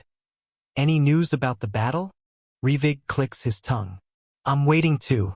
You know that communication device we have is low grade. Our scout still needs to get a bit closer before he can send anything. The city lord nods slowly. Right. I forgot. Only higher nobility get the good ones. Revig grins smugly. Exactly. If I had a better device, we'd already know who's winning. Suddenly, the communication device on the table flares to life, its dim crystal glowing violently. All three men jolt. A shaky voice crackles out, panicked and breathless. My lord! Pleasant City is losing. The monsters. They're too strong. A sharp scream cuts through the transmission. A scream of a dying man. Commander Du stiffens, his face draining of color. The city lord grips the arm of his chair until the wood creaks. More voices echo in the background. Monsters. One scoffs loudly, annoyed. Task. These humans are really good at hiding themselves. Another laughs, far too casual for the carnage behind him. Well, this is still good. We're not assigned to the battlefield. Anyway. A crunch, bone, maybe, then the signal dies with a hiss. The crystal dims. Silence crushes the hall. Not a breath. Not a twitch. Not a sound. Commander Du swallows hard, voice barely a whisper. Pleasant too? That fast. The city lord's hands tremble. My lord. If 2 cities have fallen already. Revig slowly sets his wine cup down. The arrogance on his face is gone, replaced by a deep, calculating frown. He speaks only after a long, heavy moment. City lord. The city lord snaps his gaze to him. Why yes, my lord? Send that message to the Duke. Revig orders quietly. Word for word. Immediately. The city lord doesn't question it. He rises so fast his chair nearly topples. At once. Silence settles again. But this time, it's heavier. More suffocating. Revig stays perfectly still, his eyes fixed on the communication device like it might bite him. His fingers tighten around the wine cup until faint cracks form in the glass. Commander Du exhales shakily. Plizen had 4 generals from the Duke stationed there. Revig's jaw clenches. He knows. He knows exactly who is supposed to be defending that city. Commander Du wipes the sweat from his brow. Those 3 aren't ordinary tier 6 like me. They're actual generals. They are either high-level or peak tier 6. Revig doesn't respond. His expression darkens further. Du continues, voice trembling. They can each keep 1,000 soldiers alive just by being present. And Plizen still fell in half a day. Revig's tongue feels dry. That shouldn't be possible. Du lets out a weak, nervous laugh. Unless those monsters aren't just strong. They're overwhelmingly strong. Revig slams the cracked wine cup onto the table. The walls of Plizen shake under the weight of the monster assault. Stone dust rains from above as another part of the barricade collapses. Flames lick along the rooftops. Screams echo through the streets. And in the sky, the 3 human generals hover like dying birds. Blood drips from the fire general's arm in a steady line. The water general's barrier flickers, barely holding. The wind general wheezes with every breath. Only General Jared still holds a proper stance, though even he is breathing like his lungs are being scraped raw. Across from them float Ruck, Erelna, Varesh, and Vorden. They're all battered. Ruck's right horn is cracked, steam hissing irregularly. Erelna's carapace is split in 2 places, venom leaking out. Varesh's lightning pulses weakly, the sparks struggling to form. Vorden's arm twitches from overuse, his breath shallow. No one looks like they can take another full exchange. Jared wipes the blood from his cheek with the back of his hand. The moment his gaze shifts downward, his expression hardens. Monsters pour through a newly smashed gap in the outer wall. Human soldiers retreat through the streets in disarray. Some try to form lines, only to be swallowed by the stampede of monsters. The city is done. He knows it. Generals. Jared barks, voice hoarse but firm. We're retreating. Now. The fire general stares blankly. We can still. No, we can't. Jared snaps. Look at the city. Look at the walls. We've lost Plizen. A rumble cuts through the sky as another building collapses. The water general grits his teeth. Damn it! The wind general wipes blood from his mouth. Understood. Pull the soldiers back. They don't hesitate after that. The 3 injured generals immediately dive toward the city, using the last of their mana to break apart monster formations and open paths for fleeing humans. Ruck watches them leave, chest heaving. Ha! Letting them run, huh? Errolna retracts her 4 blade-like arms, reshaping them into normal limbs as the lingering venom fades away. We're in no condition to give chase, she says. Varesh gives a tired, humorless chuckle. One more fight and I'll pass out in mid-air. Vorden float down and plants the butt of his halberd into the ground, using it like a cane. His voice rumbles, weaker than usual. Let them run. The command was only to take the city. On the ground, the remaining human units retreat in waves, generals carving open corridors through monster ranks. Move! Move! Get the wounded out first. Don't stop running. Jared lands beside a collapsing squad, grabbing a soldier by the backplate and throwing him forward. Don't look back, he shouts. Head to the western gate. Now! Behind him, a towering beast lunges. Splash! A wave of compressed water slams it aside as the water general stumbles forward. Jared! I've got rear. The fire general coughs blood, flames barely forming in his hand. Go! I'll handle the ones on the right. The wind general rushes past them, lifting fallen soldiers with gusts of wind, dropping them safely farther ahead. They move like dying heroes, efficient, desperate, pushing past their limits. And despite everything, despite the chaos, the screams, the burning stone, they're buying time. Over time, the retreat becomes a stampede. Humans pour out of the crumbling streets, shoving, screaming, stumbling over debris and corpses. Some throw away armor just to run faster. Others don't even look where they're going. They only want to escape the nightmare behind them. But the monsters don't allow it. A wolf beast leaps into the fleeing crowd, jaws snapping. Our run! Crunch. The man doesn't finish. Another creature pounces on a group trying to escape through an alley. Bones snap, wet and sharp. Limbs scatter. Blood sprays across stone. The fleeing soldiers scream and run harder. But it doesn't matter. The monsters chase them down like prey. On the ruins above, Varesh watches with tired, half-lidded eyes as a group of humans break into a sprint. One tries to climb over a collapsed wagon. Please! Please! I don't want to die. A tail pierces him clean through the chest. He collapses, eyes wide. Errolna lands beside the corpse, blades still dripping. She flicks the blood from her arm with a hiss. Your fault. You run too slow. Vorden lifts his halberd and slams its blade into the ground. The earth shakes. A shockwave ripples outward, knocking down dozens of escaping soldiers. Their screams twist and shatter as the monsters pile onto them. Errolna tilts her head. Just like that. The city is ours. Ruck snorts. They would have done worse to us if they won. Vorden watches the humans vanish through the western gate. Enough. We've done what we came for. For a moment, only the crackle of burning buildings fills the air. Then Errolna raises both arms into the sky. Her voice rings through the ruin. Victory! The roar from the monsters shakes the remaining walls. Victory! Victory! Another beast howls, claws raised high. For the king! More voices rise. For our king! Ruck throws back his head and bellows. For King Alex! The chanting spreads like wildfire. Long live King Alex! For King Alex! For the wild king! For the sovereign of beasts!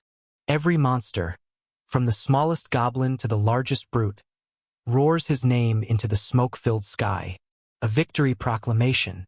The final echoes of the monster's roars vibrate through the broken streets when a sudden pressure ripples across the sky.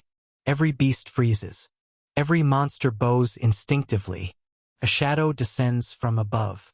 Alex drops from the clouds like a falling star, Zevran perched calmly on his shoulder. The moment his feet touch the cracked stones, an unseen force washes across the city.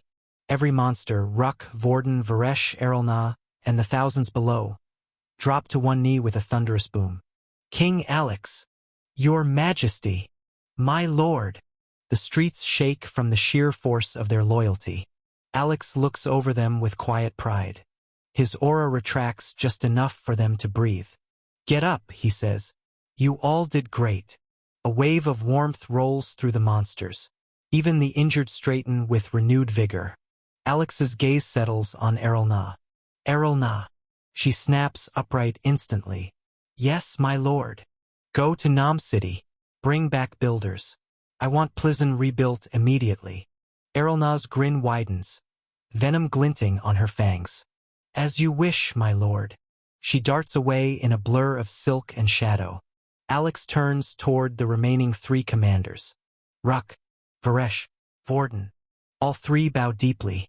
You 3 will stay here and stabilize the city, Alex instructs.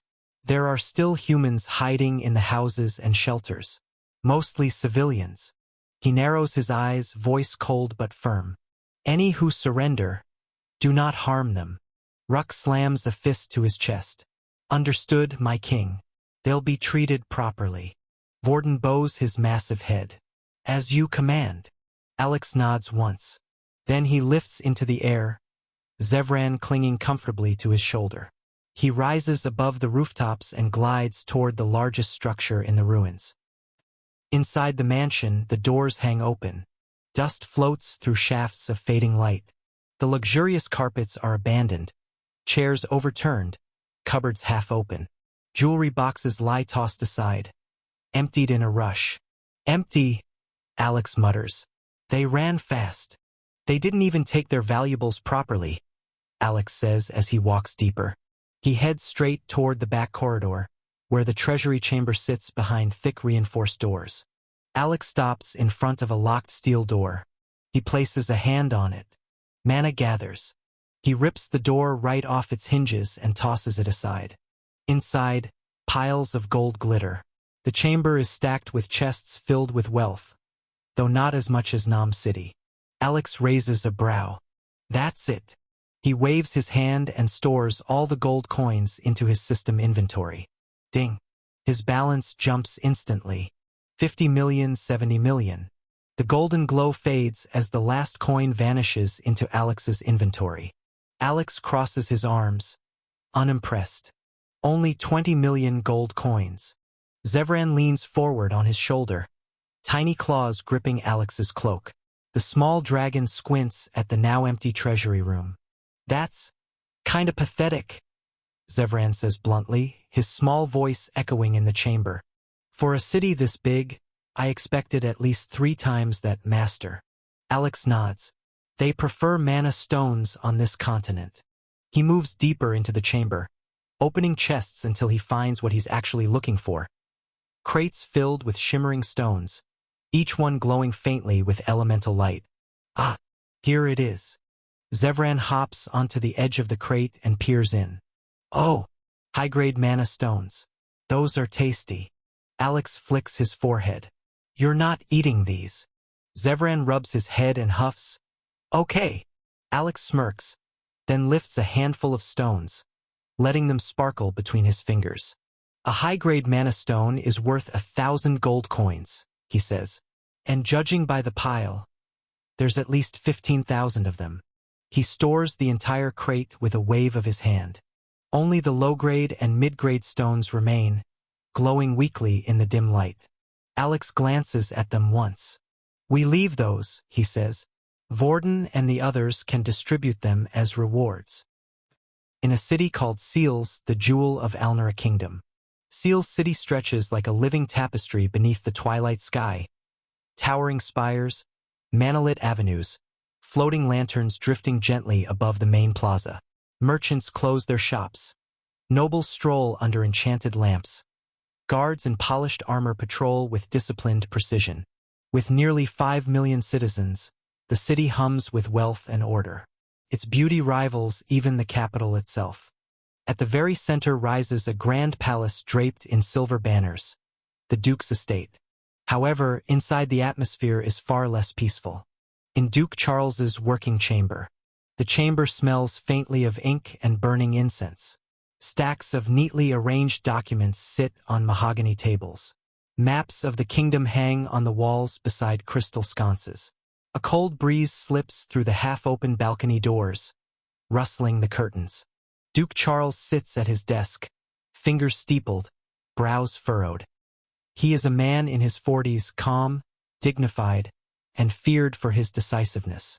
Head butler Zing stands before him, posture straight, expression tight. Charles's voice cuts the air like a blade. "You said General Jared and the other 3 generals." He leans back slightly. "Failed to defend Pleasant City?" Zing bows his head deeply. "Yes, my lord. Baron Revig have confirmed it. Pleasant has fallen." Charles closes his eyes for a moment, massaging his temple with slow pressure. "And they will return in 2 days?" "Yes, my lord. They are escorting the remaining soldiers and civilians fleeing toward Seals." Charles lets out a long, tired breath. "How many?" Zing swallows. "There were 70,000 soldiers that come with General Jared." Charles waits. Zing's voice tightens. "Only around 20,000 remain, my lord. Counting the wounded, perhaps fewer." A cold silence fills the room. Charles lowers his hand and stares blankly at the table, as if the text on his documents can answer the questions clawing at his mind. "A huge failure," he murmurs. Charles's jaw tightens. "Monsters have never pushed this far west. Not once. And now 2 cities fall within days." Zing hesitates. "My lord, Baron Revig claimed the monsters were different, coordinated, disciplined." Charles's eyes sharpen. "Disciplined monsters. How amusing." Zing bows again. "Still, we need to wait for General Jared for the detailed report, my lord." Zing lowers his head again. Charles stands slowly from his desk, the long coat of his robe brushing the polished marble floor. He walks toward the balcony doors, hands clasped behind his back. Outside, Seal's city glows with wealth and life. Music drifting from taverns, merchant lights shimmering along the rivers, young nobles laughing in the gardens. Perfect city. But Charles's expression darkens as he watches the skyline. Charles closes the balcony doors and returns to his desk, picking up a sealed document. "I will speak with His Majesty." Zing's brows rise. "The king?" Charles nods once. "If Pleasant fell today, and Nam City fell days ago, then whatever is coming will not stop unless the kingdom responds properly." Zing hesitates. "My lord, are you certain the capital will listen? It's very chaotic in there right now." Charles's eyes narrow, and he lets out a slow breath through his nose. "I will make them listen," he says, his voice firm and cold. "Those 3 marshals will have no room to decline. Not this time." Zing straightens, understanding the weight of that promise. "Then I wish you success, my lord," the head butler replies. "Let them know that the kingdom is not their personal playground." Charles nods once, then signals him toward the door. "Prepare the carriage." "Yes, my lord." Zing leaves silently. A few minutes later, Charles walks through the moonlit palace halls, servants bowing as he passes. The evening air outside is crisp, carrying the distant hum of Seal's city. Peaceful, unaware of the storm building far away. A grand black carriage waits at the gate, simple but elegant. No banners, no escorts, just one man. A single old knight sits on the front bench, posture straight, eyes closed as if resting, but the pressure rolling off him is enough to crush most veteran warriors. Knight Verdal. Charles steps into the carriage, and it begins moving as soon as the door shuts. The wheels roll smoothly over the stone road as they leave the estate, heading toward the capital. Across from him, the old knight opens his eyes, deep, ancient eyes that have seen centuries pass. Charles inclines his head respectfully. "Sir Verdal, thank you for accompanying me." Verdal shakes his head slowly, his voice calm and steady, like a mountain speaking. "No need to thank me, my lord. My life and loyalty already belong to your family. As the current head, you may command me however you wish. Charles can't help the faint smile tugging at his lips. Sometimes, I forget just how long you've served us. Vertil huffs softly, amused. Long enough to see 10 generations of nobles rise and fall. Charles studies the man sitting before him, 800 years old, a quasi-tier 7 warrior, one of the strongest beings in the entire kingdom. Tier 6 warriors can only live up to 500 years. But as a quasi-tier 7, Vertil's life stretches far longer, close to 1,000 years. If he ever breaks through to tier 7, his lifespan would leap to nearly 5,000. But neither Charles nor Vertil entertains that dream seriously. Their region of the continent is remote, isolated from the great powers of the top forces. No manuals, no path, no guidance. To them, Tier 7 is a legend, a myth. Charles leans back, watching Vertil. You're the oldest person I know, Sir Vertil. Age is nothing without purpose. Vertil replies, closing his eyes again. And my purpose is to guard your family. The carriage continues down the moonlit highway. The magical lamps flicker softly as they pass, illuminating fields, forests, and silhouettes of distant farms. Charles clasps his hands together, thinking, Sir Vertil. Yes, my lord. When we arrive at the capital, things may not be peaceful. Vertil opens one eye. When are they ever peaceful? Charles exhales, his tone turning serious. The marshals will fight for their interests. The nobles will obstruct anything that threatens their power. And His Majesty, he is not as decisive as he once was. Vertil lets out a quiet, rumbling breath. My lord, you need to be careful in the capital, he says, voice low but steady. Those 3 marshals are sly. As their lifespans approach their end, they grow bolder and more paranoid. Charles nods slowly. I know. They will not hesitate to twist the situation, Vertil continues. If they feel cornered, they may act without regard for the kingdom's stability. For a moment, the carriage is quiet except for the rolling of wheels. Charles looks out. It seems we're taking off, he murmurs. The ground trembles slightly as the wheels lock into place. The runic patterns along the carriage walls glow faintly blue. Outside, the Skyraiser Griffid beast fly. Then the entire vehicle lifts. Whoosh! The world drops away beneath them as the carriage rises rapidly into the air. A Skyraiser Griffid is a rare flying beast bred exclusively for the Duke's line. Its wings spread wide, feathers shimmer with faint mana, scattering sparks of light with every beat. The beast releases a majestic cry as it climbs higher, pulling the carriage effortlessly into the clouds. Vertil glances outside as well. The journey will take 2 days, he says. The capital is too far for ground travel. Charles nods. 2 days, to prepare what I will say, and 2 days before the marshals learn I am coming. The carriage glides through the thick morning clouds. Then the sky opens, and the capital reveals itself. The true heart of the kingdom, a monumental city of white stone and shimmering blue crystal, sprawling beyond the horizon. Towering bastion walls rise like cliffs, each layer fortified with ancient runes. Floating platforms drift lazily above the skyline. Golden banners snap in the wind, each embroidered with the royal crest. This is Luminaris City, the great capital of Alnera, the radiant seat, the city where heroes gather, nobles scheme, and the 3 marshals rule the military like gods. Even Charles, calm and disciplined, feels a brief tightness in his chest. Luminaris City always carries an oppressive grandeur. Vertil opens his eyes. Still as loud as ever, he murmurs. The sound of millions living within the city rises in a deep, constant hum. Markets roaring, spellforges thundering, skyships gliding across mana rails. Charles watches silently as they descend toward the Royal Meridian Gate.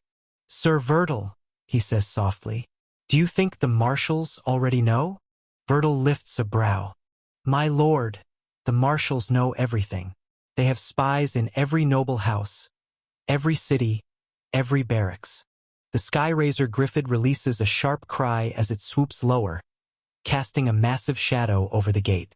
Guards and knights below look up in shock. Several stiffen immediately at the sight of the Duke's crest. The Duke of Seals? He arrived without notice. And riding a Skyraiser, who is with him? That pressure. Someone strong is on board. The carriage lands gently on the platform, wings folding as the Griffid settles.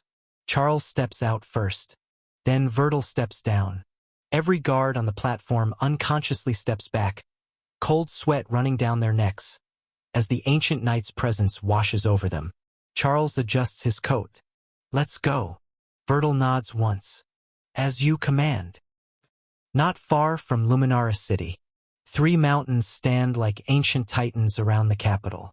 3 jagged peaks, each one tall enough that clouds cling to their sides like drifting veils. And on each summit rests a magnificent palace, vast, fortified structures built of marble, black steel, and shimmering arcane crystal. The 3 war peaks, the homes of the kingdom's military gods, the residences of the 3 marshals. Even the king must send notice before approaching these mountains. But today, all 3 palaces react at the same moment. A single message reaches them through enchanted communication stones. A whisper in the air, sharp as lightning. Duke Charles has arrived at the capital. Knight Vertil is with him.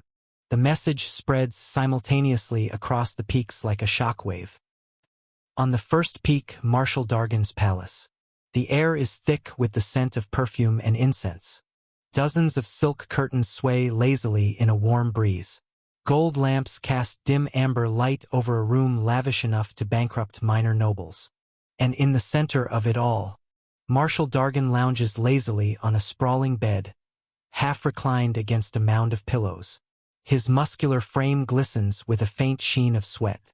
Scars run across his torso like old battle lines, though most of them are half hidden by the dozens of naked women draped around him. Some rest on his lap. Some play with his hair. One feeds him grapes. Another massages his shoulders. A life of desire, decadence, and power. A life he believes he earned. A jade communication stone floats before him, softly pulsing with blue light. A messenger's voice echoes from it. Marshal Dargan, the Duke of Seals, has entered the capital. Knight Vertil accompanies him. Dargan's jaw flexes. He grunts. Vertil. His voice is deep, gravelly, and dangerous. That fossil hasn't stepped foot in the capital in nearly a century. He straightens, turning toward the balcony overlooking half the city. So Charles brought a blade to the feast. A faint smile cracks his stern face. Good. It was getting boring. Second peak, the Azure Lotus Palace. A palace shaped like flowing water. Smooth curves, glass-like halls, and floating gardens connected by suspended bridges. Mana streams flow like living rivers. Inside a serene meditation chamber perfumed with rare petals. Marshal Van sits cross-legged, surrounded by rippling blue lotus petals that dance in the air.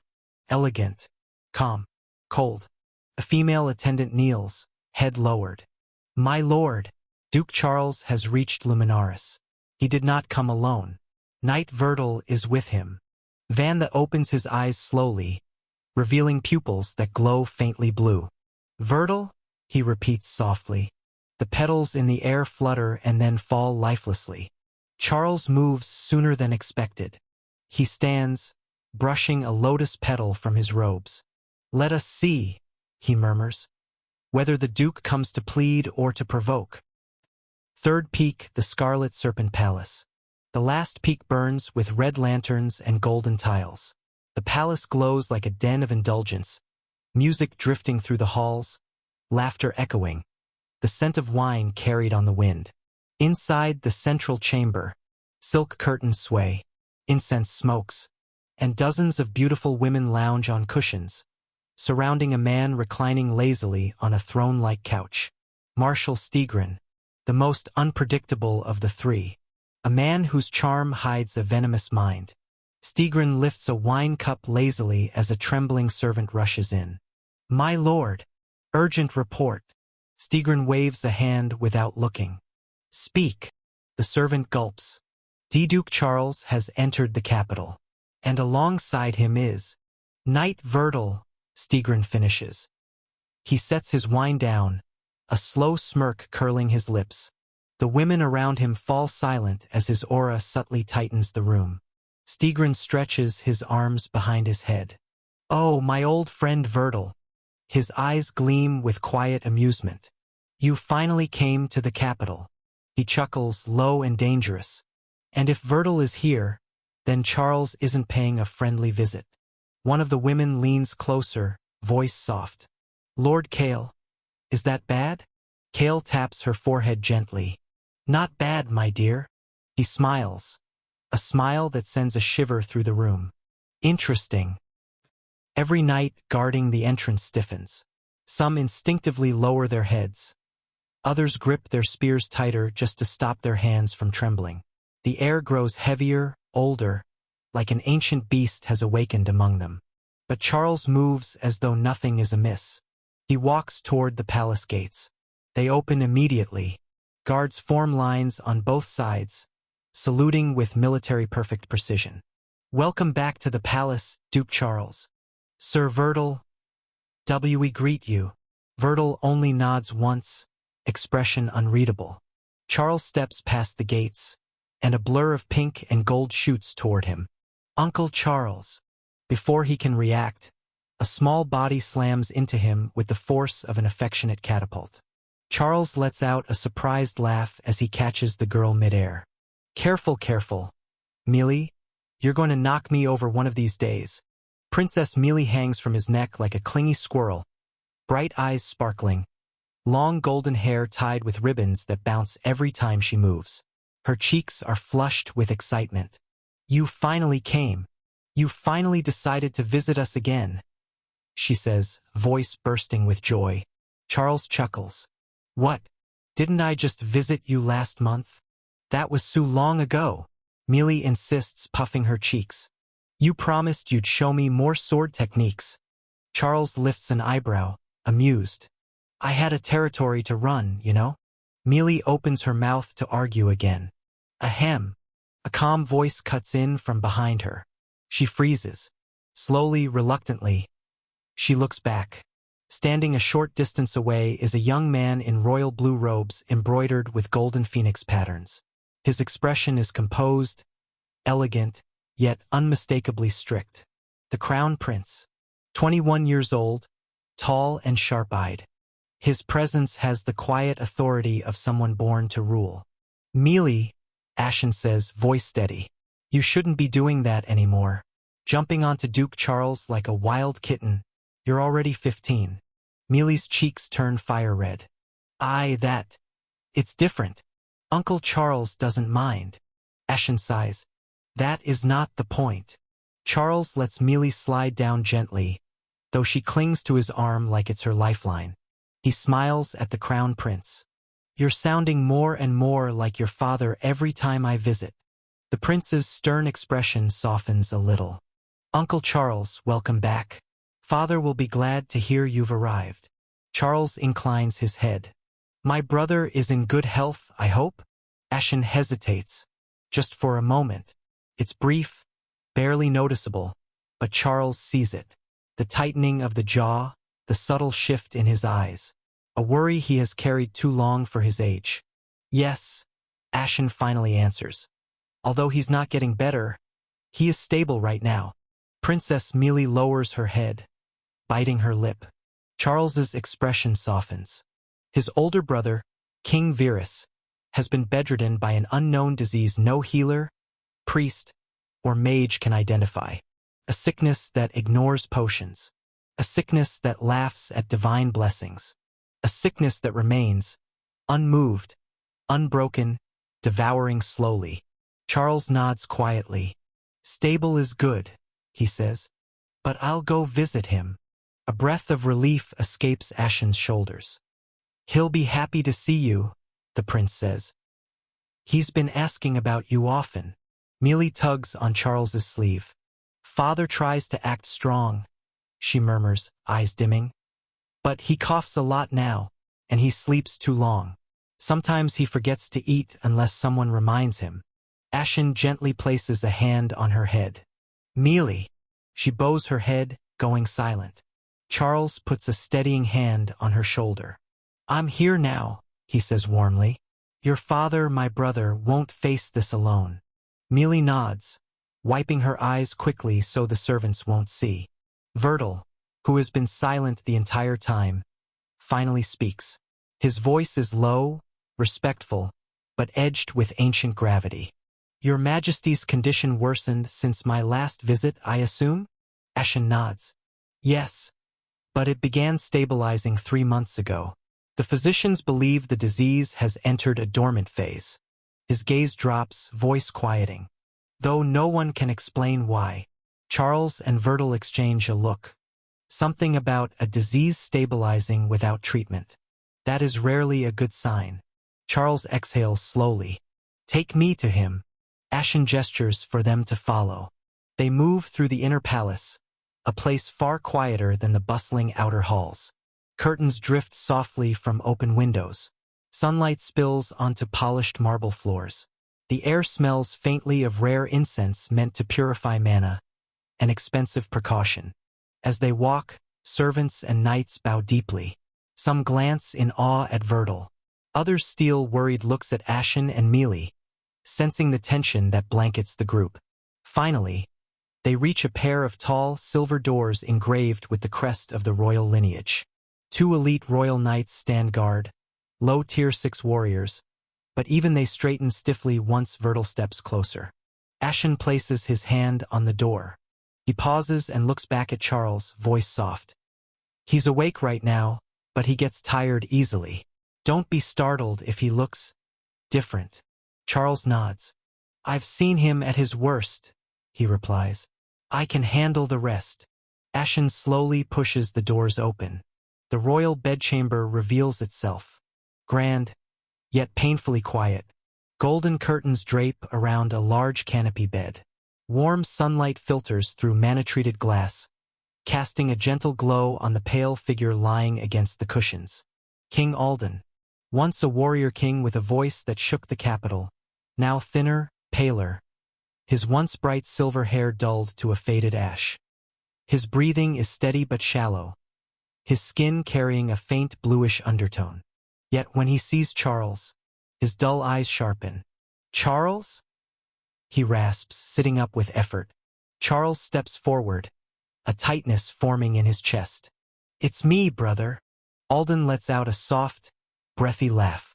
You always take your time coming back. Charles kneels beside the bed, steadying his brother's arm. You're still breathing, so it seems I wasn't late after all. Alden chuckles again, weak, but genuine. Mealy rushes forward, hugging her father's arm gently. Ashen stands at the foot of the bed, quiet and composed, though his eyes betray relief. Verdal approaches last, bowing slightly, not out of obligation, but respect earned through decades. Your Majesty. Alden smiles faintly. Sir Verdal, it's good to see you again. The last time I saw you, I was still a prince. Verdal exhales a soft, weary chuckle. The heavens must not want me yet. Alden's smile lingers, thin, tired, but warm. But then his gaze sharpens, shifting toward the others. All right, he murmurs. Enough nostalgia. Charles, Verdal wouldn't follow you all the way here unless something serious happened. Charles and Verdal exchange a brief, silent look. Charles nods once. Ashen, he says gently. Take Mealy outside first. I need to discuss something with your father. Ashen doesn't even question it. He touches Mealy's shoulder. Come. Let them talk. But, Mealy starts. No arguing, Ashen says softly. We'll be right outside. Ashen guides Mealy out of the chamber. She looks back twice, worry written all over her face, but she doesn't protest again. The doors close softly behind them. Silence settles in the chamber. Only the faint rustle of curtains and Alden's shallow breathing fill the air. Alden shifts slightly, trying to sit straighter. So then, tell me, What storm brings my little brother running to the capital with Vertil at his side? Charles doesn't smile. Instead, he sits down beside the bed, shoulders heavy. Alden's brows draw together. That face. I haven't seen it since the Northern Rebellion.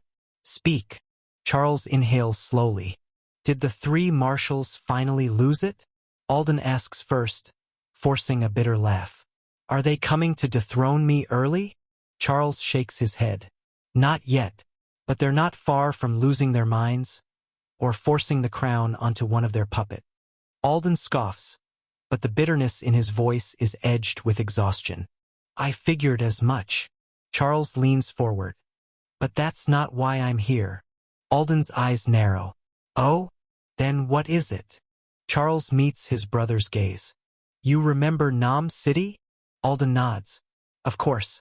That was the territory Marshal Stigrin claimed and sealed off. He forbade anyone from meddling. He pauses. Why? Didn't we already send spies there? They found nothing. Charles lets out a slow, heavy sigh. There's an invasion of the monster race in my territory right now. Alden freezes. The air itself seems to stop moving. Charles continues, voice low and tight. They came from Nam City. Vertil steps forward, expression carved from stone. His presence thickens the air like a storm about to break. These monsters, Charles says, are unusually strong, far too organized, far too fast. Even with General Jared and the 3 high-ranked generals I sent, they can't stop the advance. Alden coughs violently. Not from sickness this time, but pure shock. Vertil moves quickly, steadying the king's back. Alden raises a trembling hand. Wait. What are you saying? Charles clenches his jaw. I've suspected for a long time that Stigrin was up to something in Nam City. Now I'm certain. Those monsters were deliberately left alone to grow, and they've become even stronger because of it. Alden stares at his brother, face paling further. How is that even possible? Generals of that caliber, Jared included, should easily handle a monster outbreak. Charles shakes his head slowly. They're not normal monsters. His voice grows even quieter. They're fighting like soldiers. They strategize. They coordinate their attacks. Alden's breath stutters. And their strength? For Tier 6 monsters and Tier 5s, Charles says. Many. Too many. And something stronger is commanding them. Alden grips the blanket tightly, knuckles whitening. The room feels colder. Vertil's eyes sharpen like blades. Alden forces his voice to steady. Charles. How many cities they conquered? Charles hesitates. Alden immediately understands. Don't lie to me. Charles meets his gaze. They've already taken 2 cities, and the 3rd will fall soon. Alden's lips tremble. He swallows hard, then whispers the question he's terrified to ask. What about the citizens of those 2 cities? Charles closes his eyes for a moment. Vertil turns his face slightly away, jaw tightening.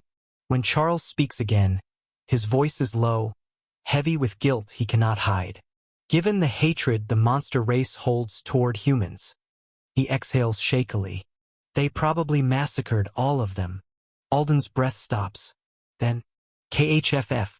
He coughs hard. A violent, tearing cough that shakes his frail body.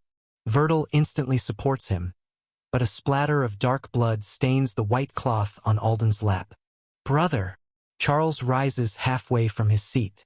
Alden wipes his mouth with the back of his hand, smearing blood across his fingers. His voice is hoarse, trembling with rage and despair. How did the marshals become like this? His hands shake. Those 3 were supposed to be the guardians of our kingdom, the pillars that kept us safe, the shield that stood between our people and destruction. His voice cracks, not from weakness, but betrayal. But now, his eyes dim, filled with bitterness older than his sickness. Because their lifespans are nearing their end, because they fear death more than they love this kingdom. They're willing to let our people die so they can find a way, anyway, to break through to Tier 7. Charles remains silent, guilt tightening his throat. Alden laughs. A quiet, broken sound. How ironic. The guardians who swore to protect this kingdom are now the ones feeding us to monsters. Vertil's expression hardens, a cold storm behind his eyes. Vertil steps closer to the bed, his presence steady, grounding. I don't know what their full plan is, he says quietly, but whatever they're doing, it's no longer something we can allow to continue. Alden presses a trembling hand to his forehead, his breath shallow and uneven. We need to stop those monsters, he murmurs, voice raw with anger and grief, before they destroy another city, before more innocent civilians die. Charles leans forward. I have a plan, he says slowly. Alden looks up, weak but focused. A plan? Yes. Charles meets his brother's gaze head-on. A plan that will force the three marshals to move. A plan that will make them personally take action against these monsters. Charles immediately told them his plans in detail. Alden closes his eyes briefly, absorbing the weight of the strategy. When he opens them again, they're clearer, like a spark of the king he used to be flickers back to life. It might work, he says softly. For the first time in the conversation, he lifts his head high, like the weight of the crown sits properly again on his shoulders. By my authority as King Alden of Alnera Kingdom, he declares, voice trembling but filled with command, I will issue a royal summons. Vertil bows deeply, and Charles lowers his head in respect as Alden continues. Tomorrow at dawn, all high nobles, counts and above, are to gather in the capital. None are exempt. His voice grows firmer. We will hold a kingdom-wide council. The nobles will learn the truth of the monster invasion, and they will hear my decree.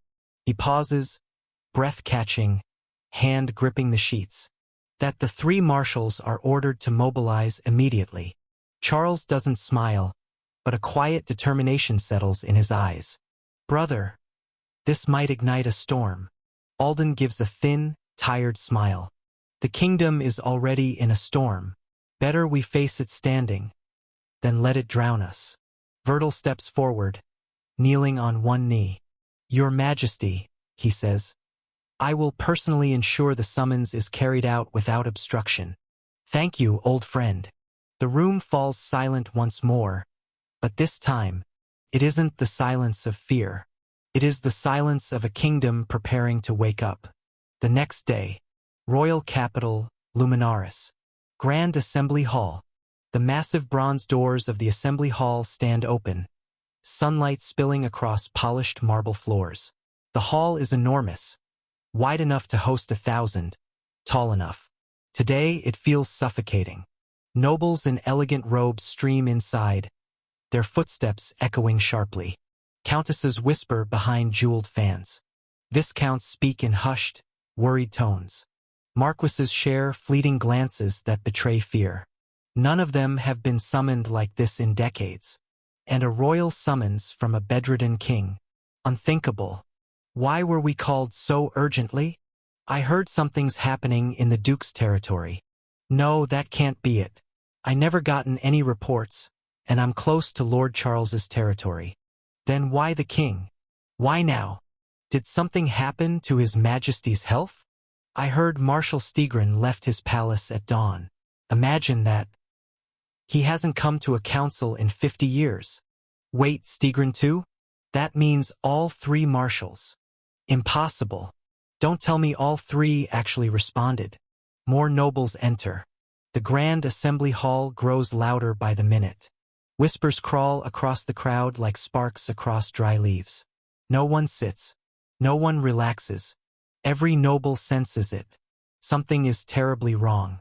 A sudden ripple cuts through the buzzing hall. A knight announces loudly from the entrance. Marshal Dargan has arrived. A heavy pressure rolls into the hall like a shockwave. Dargan strides through the bronze doors, wearing a red fur-lined coat that barely covers his scarred chest. His towering frame makes even the taller nobles shrink. His eyes sweep across the crowd with lazy arrogance, as if searching for something, someone, to amuse him. Immediately, Marshal Dargan. Greetings, Lord Dargan. An honor, Marshal. Nobles rush forward like moths to flame, bowing their heads, trying to brush his attention. Dargin ignores them all. He cracks his neck, then sits at one of the long obsidian tables as if he owns the hall. Another ripple. Marshal Van the has arrived. The temperature drops. Van the glides inside with the elegance of flowing water. His dark blue robe trails like a river, lotus petals drifting in his wake as if following an unseen current. His expression is serene, lifeless. Nobles hurry to greet him. Marshal Van the, a pleasure. We haven't seen you in the capital inn. But Van the raises a single hand. Silence falls instantly. I am here for duty, he says softly, not for pleasantries. The nobles bow, shrinking away from his cold aura. Moments later, Marshal Stigrin has arrived. Music seems to follow him, soft, alluring, unsettling. Stigrin enters with a smile that could charm a goddess and terrify a demon. His golden-red robe shimmers like embers. Handsome, elegant, yet dangerous.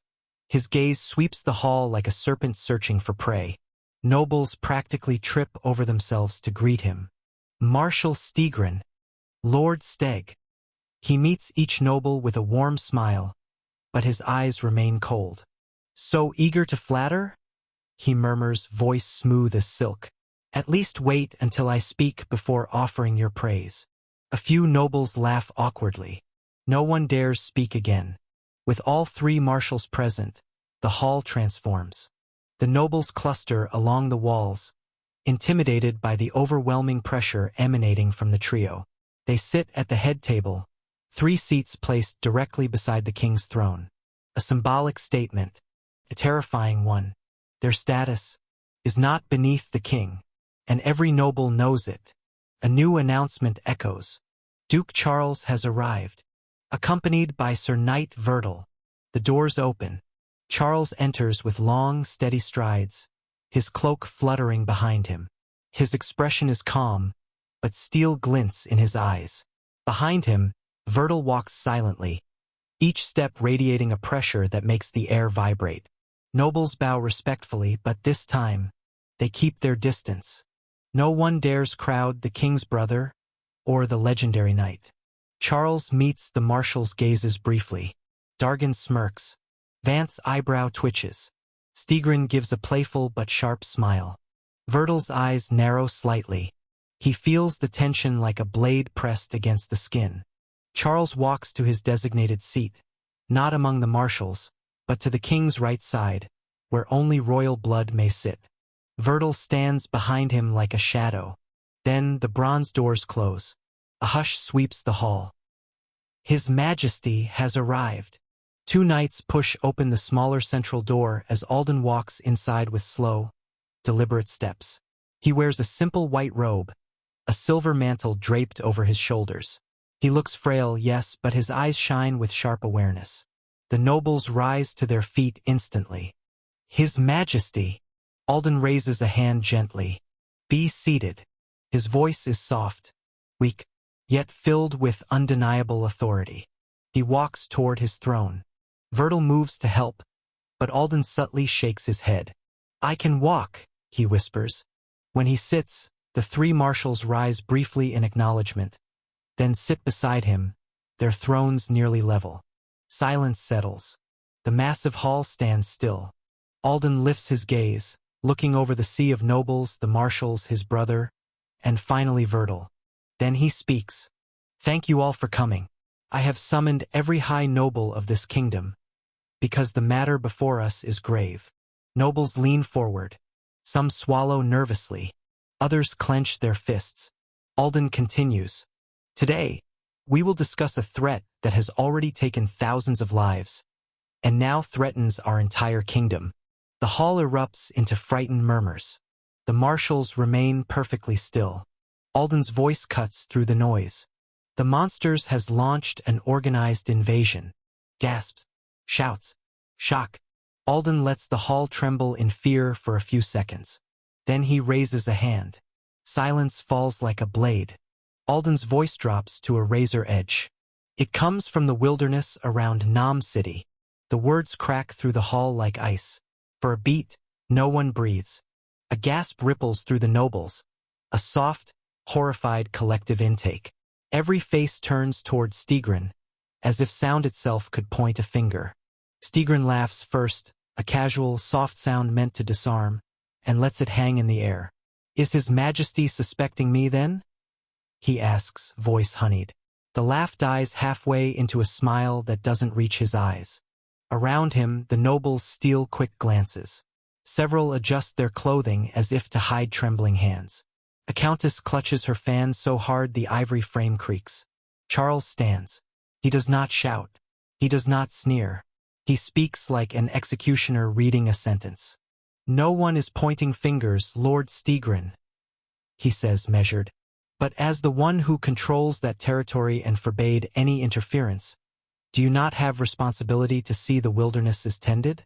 To ensure no threat grows unchecked?" Stigrin's smile sharpens. "Responsibility? You presume to lecture a marshal who saved these lands?" He replies, though the barbs are softer than they once might be. He inclines his head to the assembled nobles as if that will soothe them. "Nam City is under my watch because I want the recourses that can be found in that wilderness. I forbid meddling because curious eyes invite trouble." The murmurs return, this time sharper, anxious, blade-thin. Charles doesn't sit. He places both hands behind his back, posture straight, voice steady. "I received a report yesterday from General Jared," he says. "According to him, there is a possibility the monster race has a beast with a strength of quasi-tier 7. The hall freezes. The echo of his words seems to grind against the marble pillars. Even the three marshals cannot completely hide the twitch in their expressions. Dargan's fingers tighten on the armrest. Vanth's calm eyes narrow. Stigrin's smile pauses, just slightly. A noble breaks first. A marquis with trembling hands stands abruptly, voice cracking as he tries to maintain composure. "How is that possible?" he asks, face paling. "A quasi-tier 7? Does Lord Charles mean to suggest the monsters somehow tamed a beast king within the wilderness?" His voice shakes so violently the word beast king almost fractures. The hall erupts. "What? Impossible! That's just not an ordinary beast king. That's a quasi-tier 7 beast. Is this a joke? Those lowly monsters taming one?" Silence. Vertil's voice cuts through the panic like a sword being unsheathed. Instantly, the hall turns deathly quiet. Vertil steps forward, standing beside Charles like a drawn blade. His gaze moves across the nobles. "No one is claiming certainty," he says, voice deep, steady, immovable. "General Jared reported the possibility, not confirmation. A beast with abnormal strength." Alden nods to Vertil in silent approval. Charles continues, his tone unflinching. A duke at the far table stands. "But why only Nam City? Why that region? What changed?" All eyes shift again to Stigrin. Not accusing. Not brave enough for that. But they stare. And Stigrin sees it. He laughs again. Louder this time, though beneath it is the faintest edge. "So I see," he says, fingers brushing the arm of his throne. "You believe I allowed the monsters to grow? That I am sheltering them?" He leans back. A wave of terror ripples through the hall at his casual words. The hall holds its breath. Many nobles expect it now. An accusation. Command. A direct clash between crown and marshal. Several already brace themselves, eyes flicking between Alden and Stigrin, certain they are about to witness history being torn open. But Alden surprises them all. He exhales slowly, then raises a frail hand. "Enough," he says quietly. The single word carries farther than any shout. Alden turns his gaze away from Stigrin and lets it sweep across the hall instead. Over the sweating nobles, the trembling marquises, the pale-faced counts. Pointing fingers will do nothing. He continues, voice steady despite the strain beneath it. Suspicion will not save a single life. The nobles freeze. Some blink. Some swallow. Some release breaths they didn't realize they were holding. Alden looks back at Stigrin. "I know this," Alden says. As one of the 3 guardians of this kingdom, Marshal Stigrin will protect Alnera until his final breath.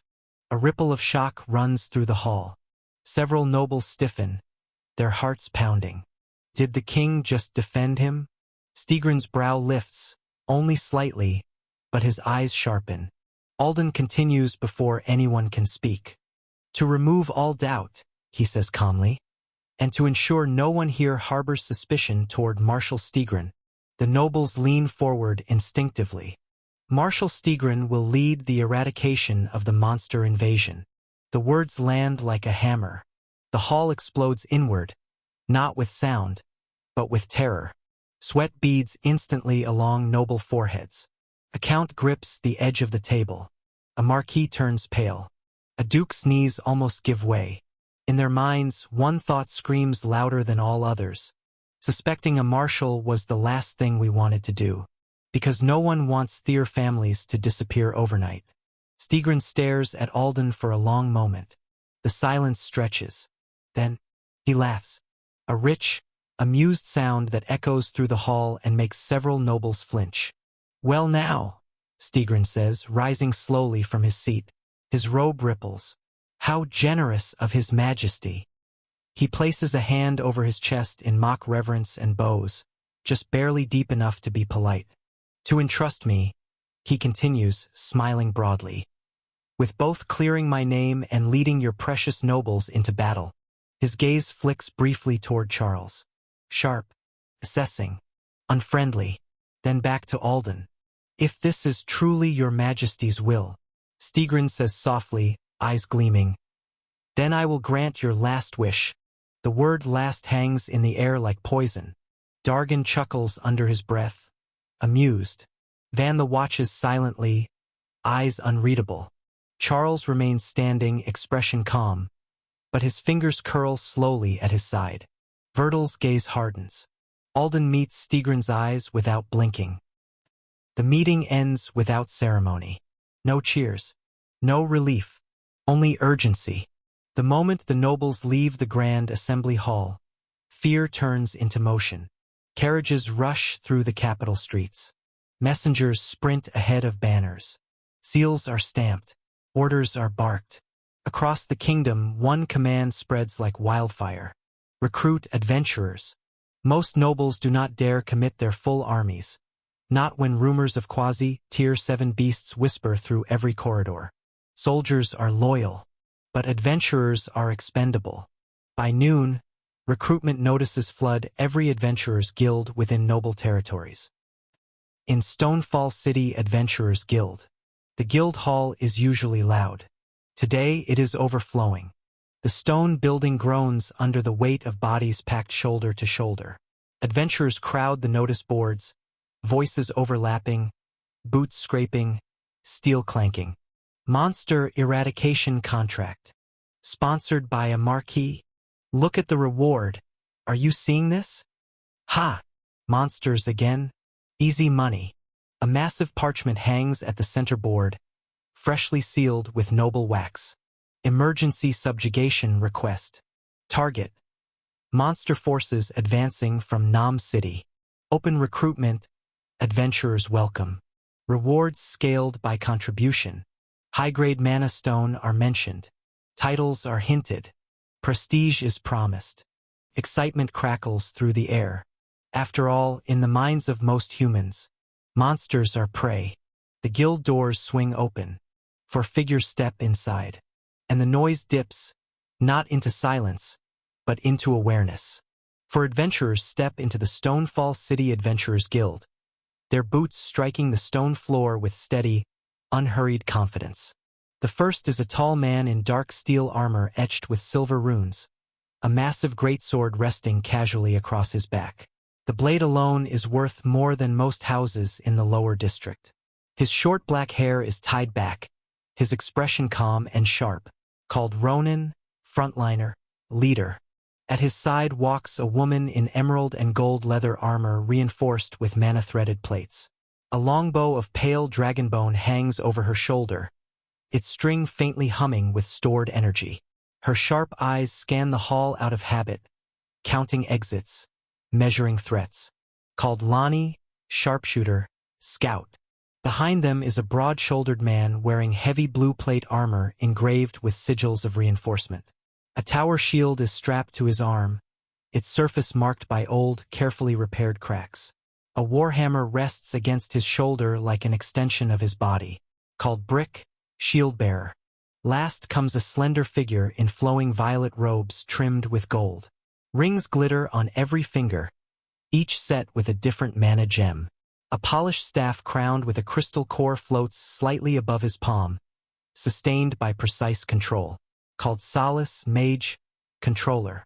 The moment the four step fully inside, the guild reacts. Not with cheers, not with fear, with recognition.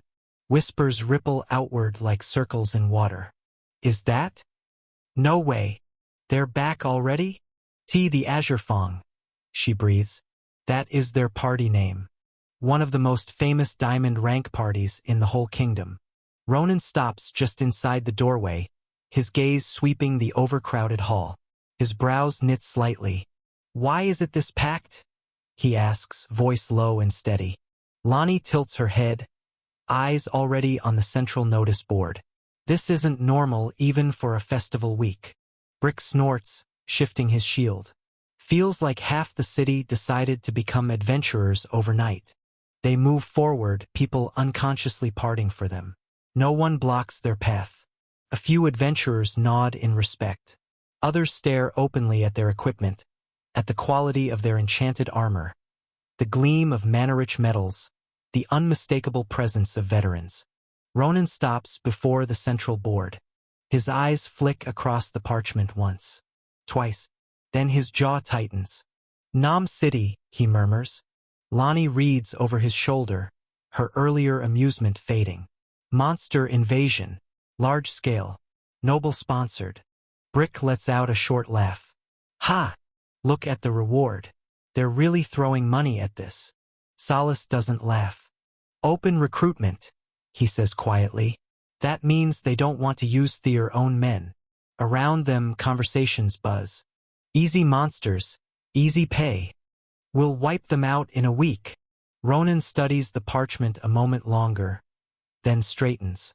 Lonnie, he says calmly, without raising his voice. Go gather more detailed information. I want to know their troop movements, how strong the monsters are, and who's actually commanding this operation on the noble side. Lonnie nods immediately. On it. She turns already, slipping toward the side counters and information boards, her movements smooth and practiced. Brick watches her go, then chuckles, resting his warhammer more comfortably on his shoulder. Leader, he says, half amused. Aren't you being a bit too cautious? They're just monsters. He jerks his chin toward the crowded hall. Even 1,000,000 of them.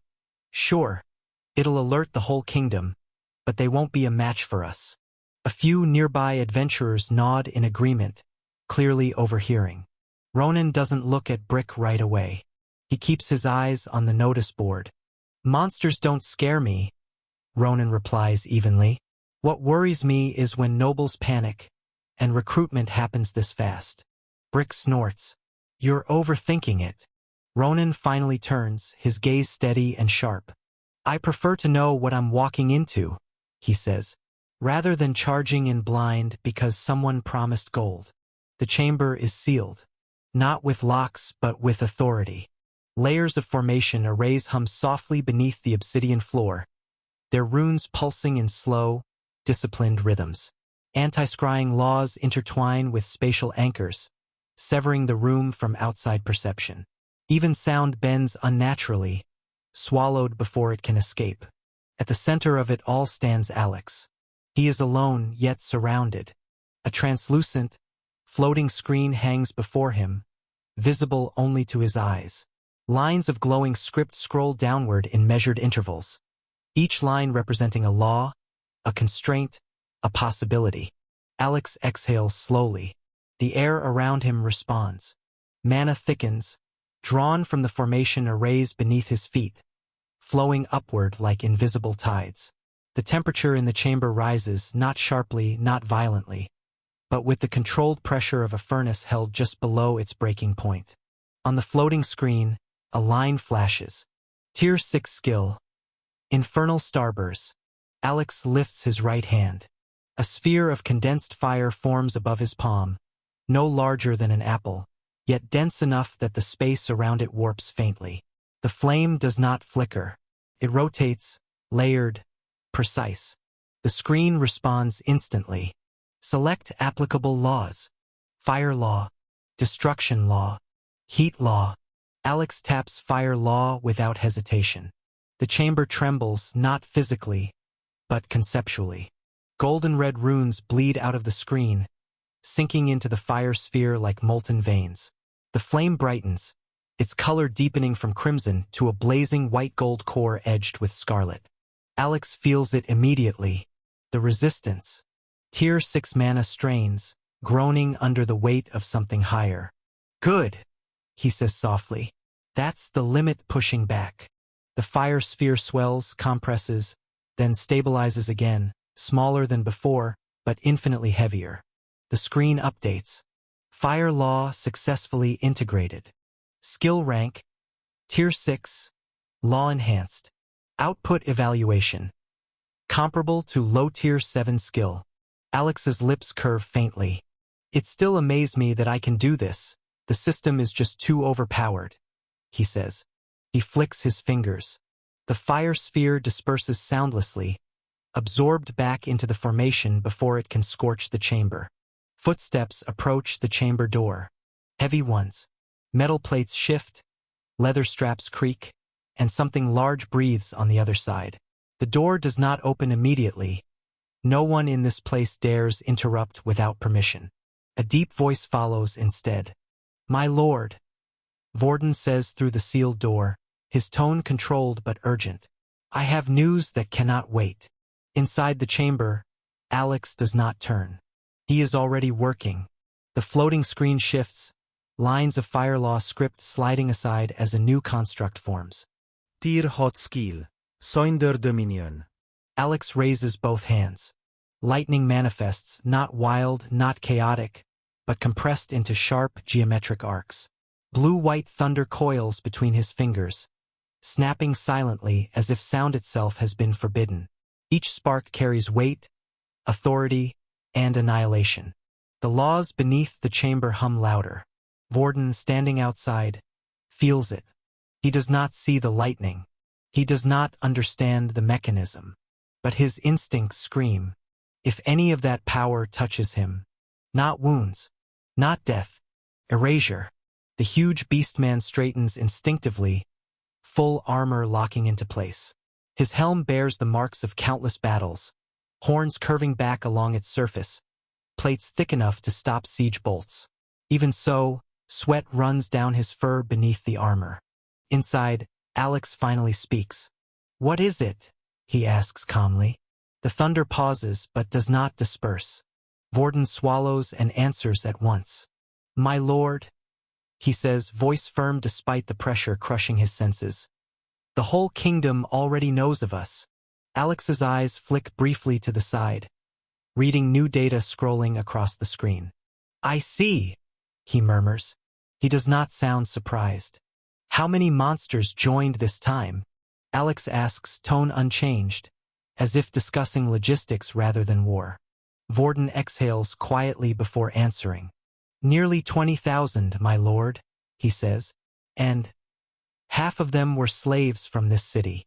The lightning around Alex sharpens. Not brighter, sharper. For a moment, even the formation arrays hesitate, their runes flickering as if uncertain how to contain his intent. Alex is silent for several heartbeats. Then, "Just keep training everyone," he says evenly. "No shortcuts, no mercy drills." The thunder compresses further, folding inward until it becomes a single, humming sphere between his palms.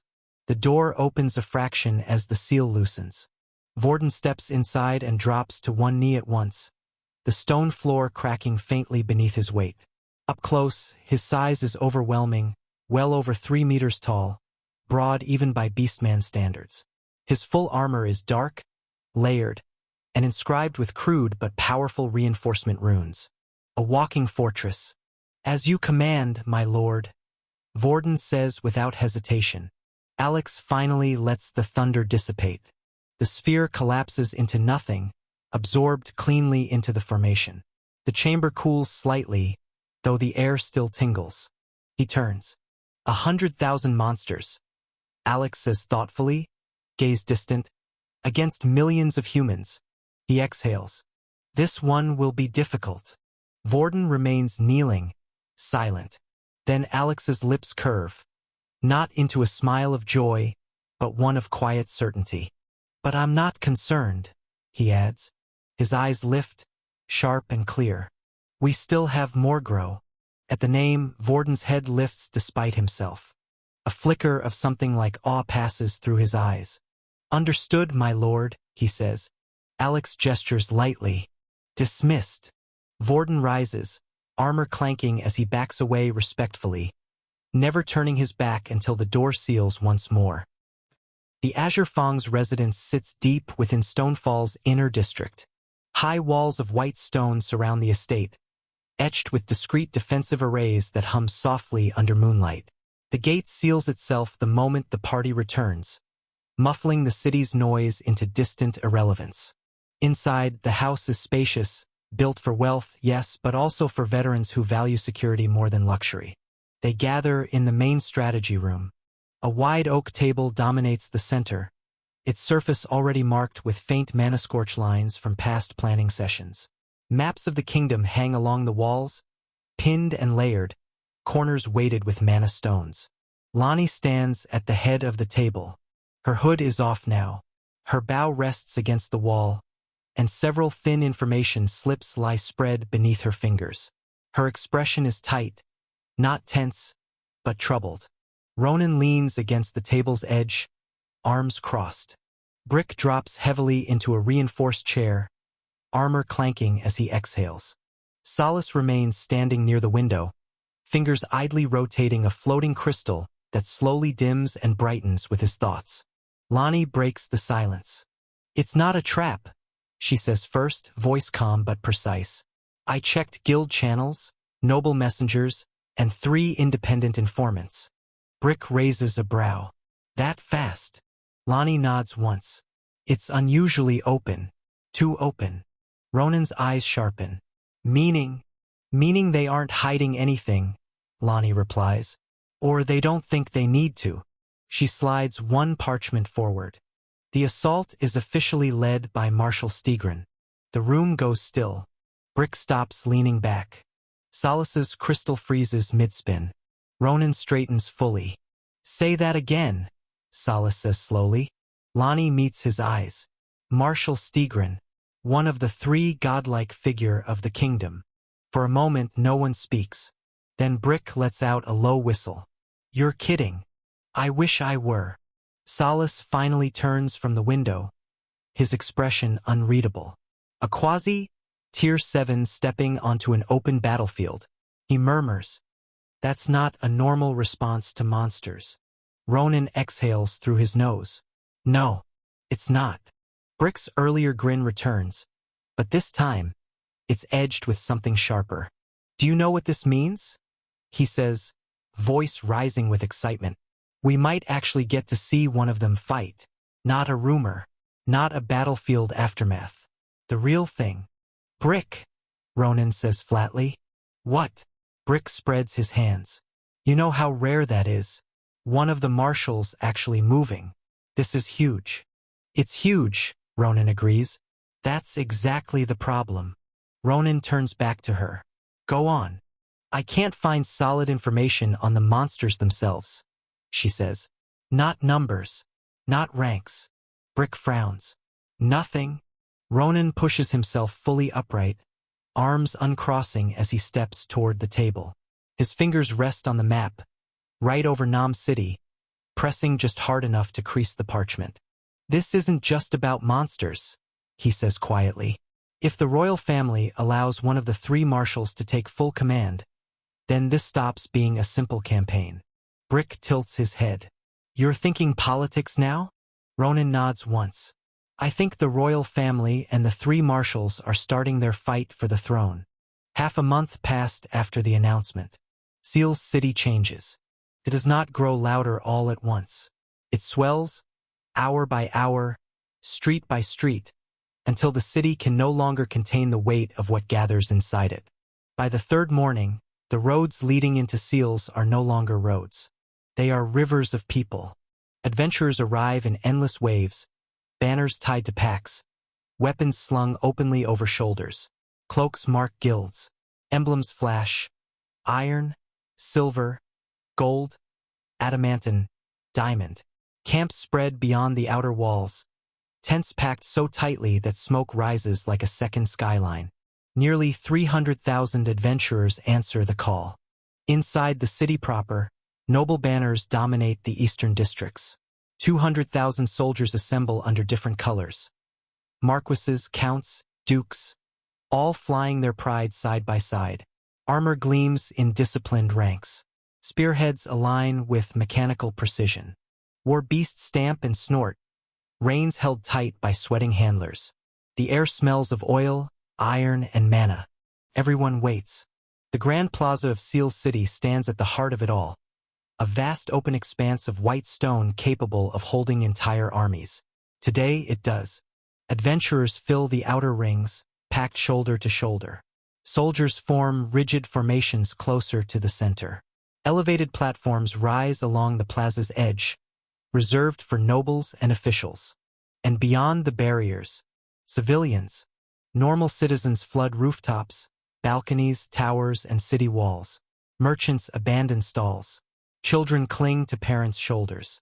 Old men lean on canes, eyes sharp with anticipation. Most of them will never see a marshal in their entire lives. Today they might. A murmur rolls through the plaza like distant thunder. He's not here yet? They said noon. Do you think he'll really appear in person? An adventurer with a scarred face laughs nervously. Of course he will. He's Marshal Stigrin. Another shakes his head. I heard marshals don't even walk the same ground as us. A soldier tightens his grip on his spear. Quiet. You're about to find out. At the western edge of the plaza, the Azure Fang stands among the highest-ranked adventurers. Ronan watches the city with a commander's eye. Lonnie stands slightly behind him, gaze constantly moving. Brick squints upward at the noble platforms. You think half of them even know what they signed up for? Salas folds his hands behind his back. No, he says calmly, but they know who they're waiting for. The sky darkens, not with clouds, with pressure. The plaza hushes as if the city itself holds its breath. Mana begins to condense overhead, invisible but unmistakable. Even untrained civilians feel it, a weight pressing down on lungs and skin. A noble whispers, voice shaking, "He's coming." A deep, resonant sound rolls across the city. Not a horn, not a spell. Footsteps.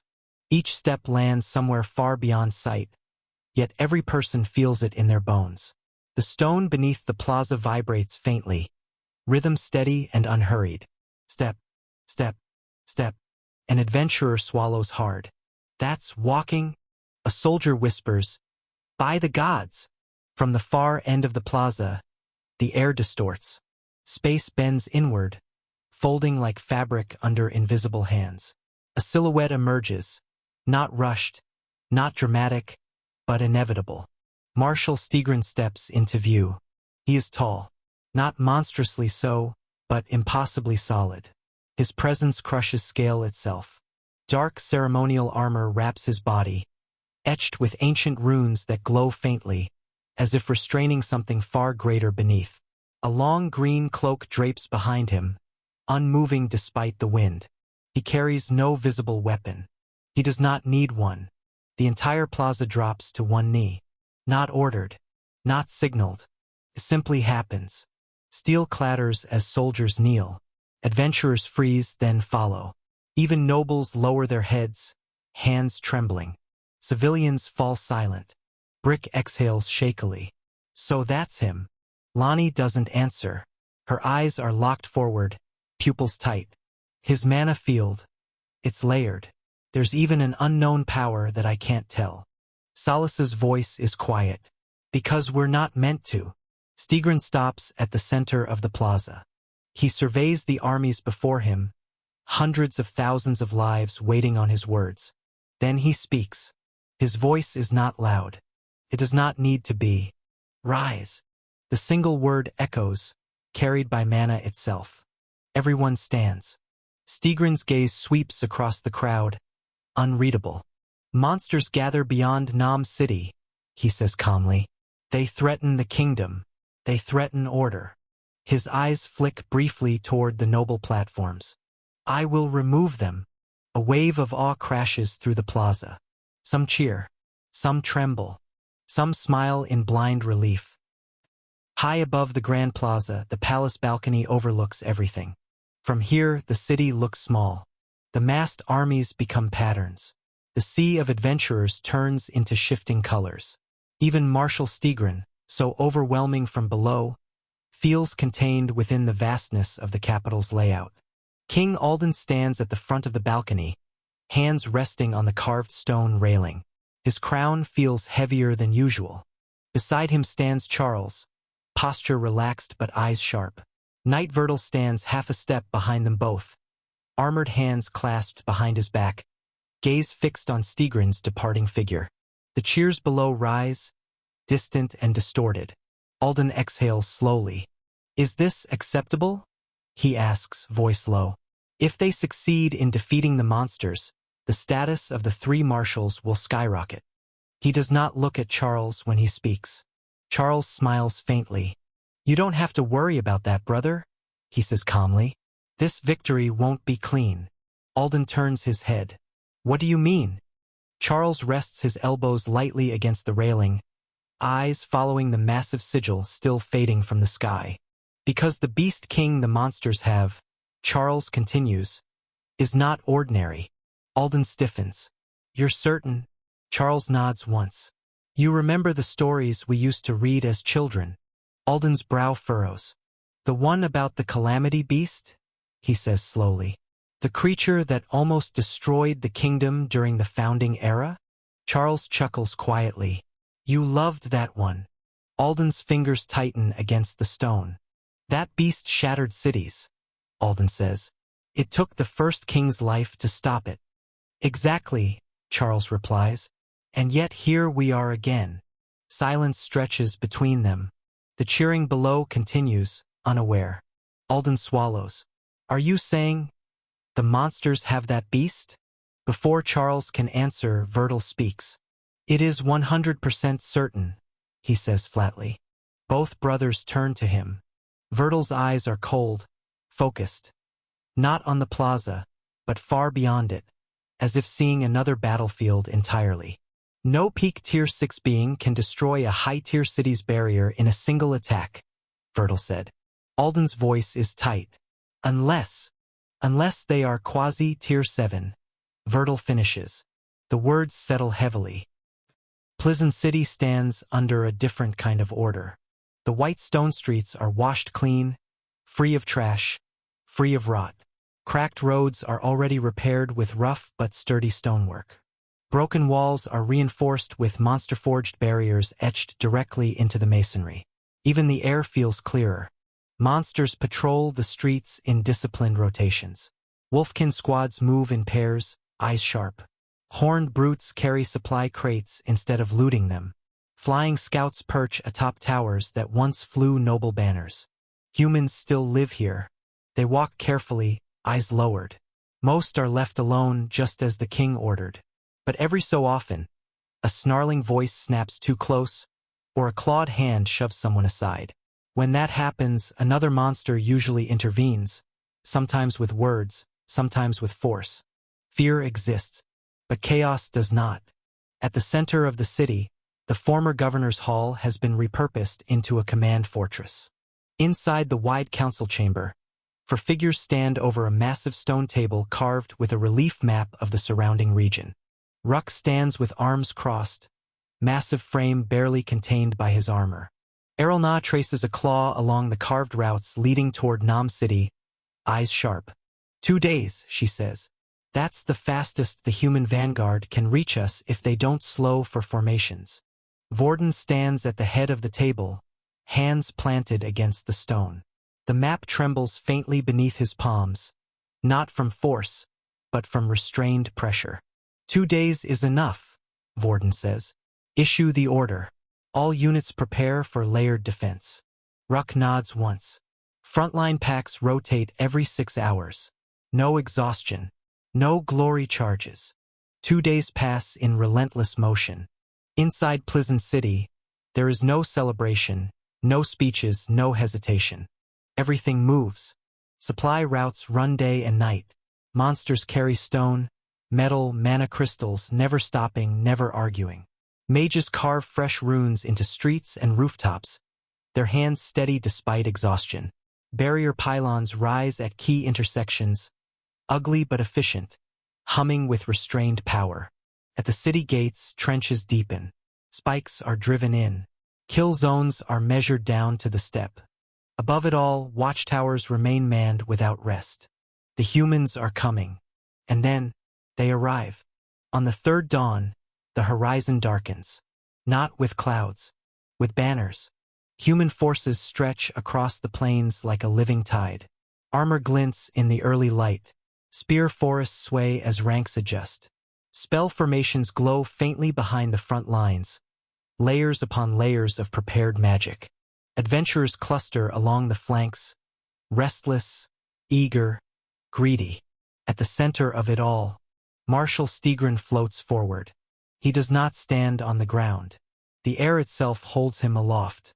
Green-black mana coils around his body in slow, deliberate spirals, heavy and viscous like liquid venom given form. The pressure radiating from him bends grass flat and cracks the earth beneath his shadow. He looks down at Pleasant City, at the walls, at the towers, at the monsters waiting beyond them. His lips curl faintly. Dirty monsters, Stigrin says, voice carrying effortlessly across the battlefield. It is not shouted. It does not need to be. You dare set foot in my kingdom. Poison mana thickens. I will erase you all today. He lifts one hand. That is all. Behind him, horns blare. Human forces surge forward. Soldiers march in disciplined waves. Adventurers break into running charges. Spell circles ignite, dozens at once, filling the air with heat, light, and sound. Inside the city, Vorden watches from the central command platform. His voice cuts through the chaos. Mages, he says calmly, open the barrier. The response is immediate. At dozens of nodes throughout Pleasant City, artifacts activate. Not crude devices, not desperate constructs. Good artifacts, given by Alex himself. Mana pours into the ground, flooding the city's arrays. Light rises, not a dome, but a layered wall of translucent force that wraps around the city like overlapping scales. Runes lock into place, one after another, each layer reinforcing the next. The barrier seals. Human spells slam into it seconds later. Fireballs explode harmlessly against the surface. Lightning fractures and disperses. Siege spells ripple outward, shaking the air. But the barrier does not crack. It does not even dim. From the human lines, confusion ripples. What kind of barrier is that? It didn't move at all. Stigrin narrows his eyes. Interesting. He raises his other hand. Mana condenses around him, darkening from green to a near-black hue shot through with sickly emerald veins. The air turns foul, acrid, as if the concept of decay itself has been summoned. This is no ordinary poison. This is law-touched venom. Stigrin completes the spell with a single gesture. Tier 6 skill, Verdant Oblivion. Black Plague Tide. The world seems to rot. A massive wave of toxic energy erupts from Stigrin's palm. Not as liquid, not as gas, but as a crawling, living field of annihilation. Poison laws lace through it, corroding mana, flesh, and resistance alike. Where it passes, even light dulls, colors draining into sickly shades. The spell slams into the barrier. The impact shakes the battlefield. The barrier ripples violently, layers buckling inward like struck glass. Runes flare white-hot, screaming as they absorb the corrosive law-infused poison. The ground beneath Pleasant City trembles. Towers shudder. Loose stones fall. Inside the city, even the 4 peak Tier 6 monsters feel the pressure crush down on their chests. But the barrier holds. It does not break. It does not crack. It shakes and then stabilizes. The poison tide disperses, unraveling into harmless motes that evaporate against the reinforced layers. Silence spreads across the human army. Stigrin's eyes widen just slightly. It endured, he murmurs. Inside Pleasant City, Vorden exhales slowly. Good, he says. Very good. Ruck grins, sharp teeth flashing. So that's a Tier 6 spell, conjured by a quasi-Tier 7 being. Erelna keeps her gaze fixed on the sky, her voice tight. Damn. Without the barrier, we'd already be in a dire state. A quasi-Tier 7 is terrifying. Vorden's eyes harden. Vorden lifts his hand. The battlefield freezes, not from fear, but from instinct.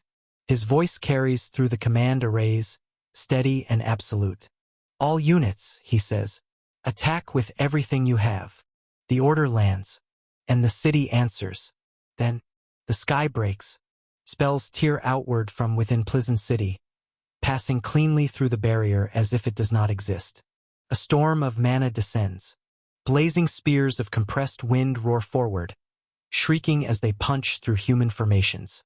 Poison-laced fire blooms midair, exploding into clouds that melt armor and flesh alike. Bolts of black lightning arc downward, chaining from soldier to soldier, leaving smoking corpses twitching on the ground. A human mage screams, "Defend! Take cover!" Another shouts, "Formation! Reform the formation!" Too late. From the walls, monster archers loose volleys in perfect synchronization. Each arrow hums with enchantment. Some burst into freezing mist on impact. Others split into swarms of bone shards that rip through shields. A horned brute slams both fists into the ground inside the city. The earth outside erupts. Stone spikes surge upward beneath charging soldiers, impaling ranks and throwing bodies into the air. War beasts scream as the ground collapses beneath them, legs snapping under sudden shifts in terrain. From the towers, flying monsters launch themselves skyward. Humanoid manticores, humanoid winged serpents. They unleash their attacks through the barrier, searing beams of heat, corrosive sprays, sonic waves that rupture eardrums and shatter spell constructs. The battlefield tilts toward slaughter. Human lines crumple under the sudden, merciless counterattack. Formations shatter. Orders overlap, drown, vanish beneath explosions and screams. Mana interference thickens the air until even veteran mages struggle to complete incantations. Marshal Stigrin floats above it all, cloak snapping once in the turbulent currents. His eyes narrow. He raises his hand again, then stops. Green-black mana gathers instinctively around his palm, dense enough to stain the air. He feels the familiar pull, the hunger of the spell wanting to be born. But he does not release it. Instead, he calculates. One more Tier 6 spell. No. 2 would weaken the barrier. 3 would likely break it. His gaze flicks toward the city's heart. And then there's that thing. The invisible pressure that does not belong to any of the 4 monster generals. The silent, watchful weight lurking behind the barrier. A presence that does not move, does not reveal itself, yet exists. Stigrin exhales slowly. If I drain myself here, he mutters, and that quasi-Tier 7 beast moves. His fingers curl. Below him, another human regiment is erased by a cascading curse. Poison seeps into the soil, turning grass black and brittle. A noble's banner collapses in on itself, eaten away midair. Stigrin's jaw tightens. Utterly useless, he says quietly. He lowers his hand. Then his voice rolls across the battlefield, amplified by mana. All forces, Stigrin commands, calm and iron-hard, withdraw. The words slam into the human army like a second shockwave. What? Retreat now? Marshal the barrier. Fall back, Stigrin repeats, his tone leaving no room for argument. Form defensive lines at 2 kilometers. Establish a camp. Horns sound again, But this time the notes carry strain. Human commanders scramble to obey. Soldiers disengage, dragging the wounded, covering retreats with shields and spells. Adventurers curse loudly, some furious, some pale, some relieved to still be alive. Inside Pleasant City, the monsters see it instantly. Ruck bares his teeth. They're pulling back. Varesh's eyes sharpen. He's cautious. Vorden watches Stigrin recede, expression unreadable. Don't pursue too far, he says. Harass. Break their morale. Remind them where they stand. The order spreads. Monster attacks do not stop. They follow. Arrows arc out again and again, falling among retreating troops. Long-range curses cling to fleeing soldiers like invisible chains, erupting moments later in bursts of venom and decay. A wolfkin howls from the wall, voice carrying unnaturally far. Run faster, humans. Your marshal can't save you. A flying monster dives low, unleashing a sonic blast that sends a cluster of adventurers sprawling. Another roars with laughter. Is this the kingdom's pride? You all are a bunch of weaklings. By midday, the human army finishes its withdrawal. They establish camp on scorched plains not far from the city, close enough to see the walls, far enough to avoid direct bombardment. Tents rise in uneven rows. Healing circles glow non-stop. The wounded groan, the dying scream, the exhausted collapse where they stand. Stigrin descends slowly near the command tent. Stigrin's boots touch the ground without a sound. The poison mana around him settles, sinking back beneath his skin like a restrained tide. The air immediately feels lighter, yet no one present relaxes. The command camp stretches around him. Massive tents reinforced with spell frames rise in tight formations. Alarm circles glow faintly in the dirt. Medics rush past carrying stretchers slick with blood. Officers bark orders, voices hoarse from shouting over the chaos. Then, four figures move at once. They rush forward from different directions, each radiating peak tier 6 pressure honed through countless battles. Their auras flare briefly, then snap shut the moment they reach Stigrin. They drop to one knee. Armor scrapes against stone. Marshal, they say in unison. Stigrin's gaze shifts to them. The 4 generals, veterans who command entire army wings, bow their heads respectfully, not daring to meet his eyes for more than a heartbeat. One of them, a broad-shouldered man with graying hair and scarred hands, speaks first. Lord Marshal, he says, voice firm despite exhaustion. What are your orders? Stigrin does not answer immediately. He looks past them, toward Pleasant City. The barrier still gleams faintly in the distance, untouched, serene, an insult carved into light. He clicks his tongue once. We don't waste mana banging our heads against a wall, Stigrin says calmly. Not today. The generals exchange quick glances. Another general, a woman with sharp eyes and a strategist's posture, asks carefully, then, do we maintain the siege and wear them down? Stigrin finally looks back at them. No, he says flatly. We end this faster. He turns and walks toward the largest command platform. The 4 generals rise instantly and follow half a step behind him. As they walk, Stigrin speaks, voice low but carrying unmistakable authority. Ready the siege weapons, he orders. The scarred general stiffens. Lord Marshal, you mean? Yes. We deploy Heavenfall Cataclysm tomorrow. The name ripples outward like a shockwave. One general inhales sharply. Another's eyes widen before she schools her expression. The 4th lowers his head slightly, reverent. The Heavenfall Cataclysm. The 1st general mutters. One of the kingdom's 2 supreme siege weapons. A weapon that is not transported openly.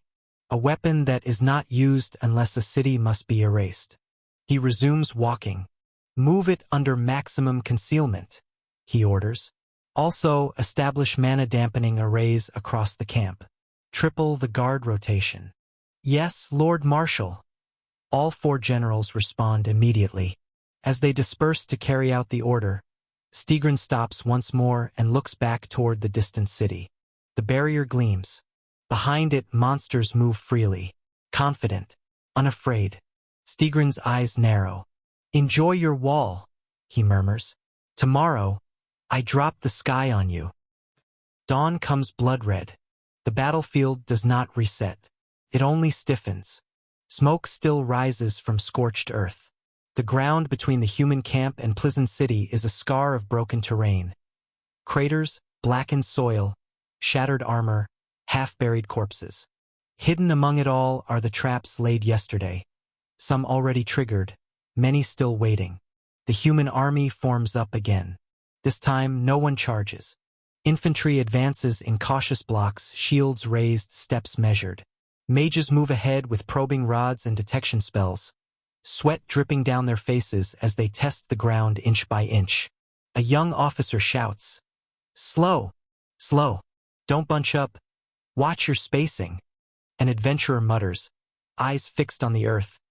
Damn monsters turn the ground itself into a weapon. Behind the lines, spellcasters assemble in disciplined ranks. Circles bloom one by one, layered formations overlapping instead of competing. Countermeasure arrays activate, humming softly as they wait for retaliation. Above them all, Marshal Stigrin floats in silence, watching. "Proceed," he says at last.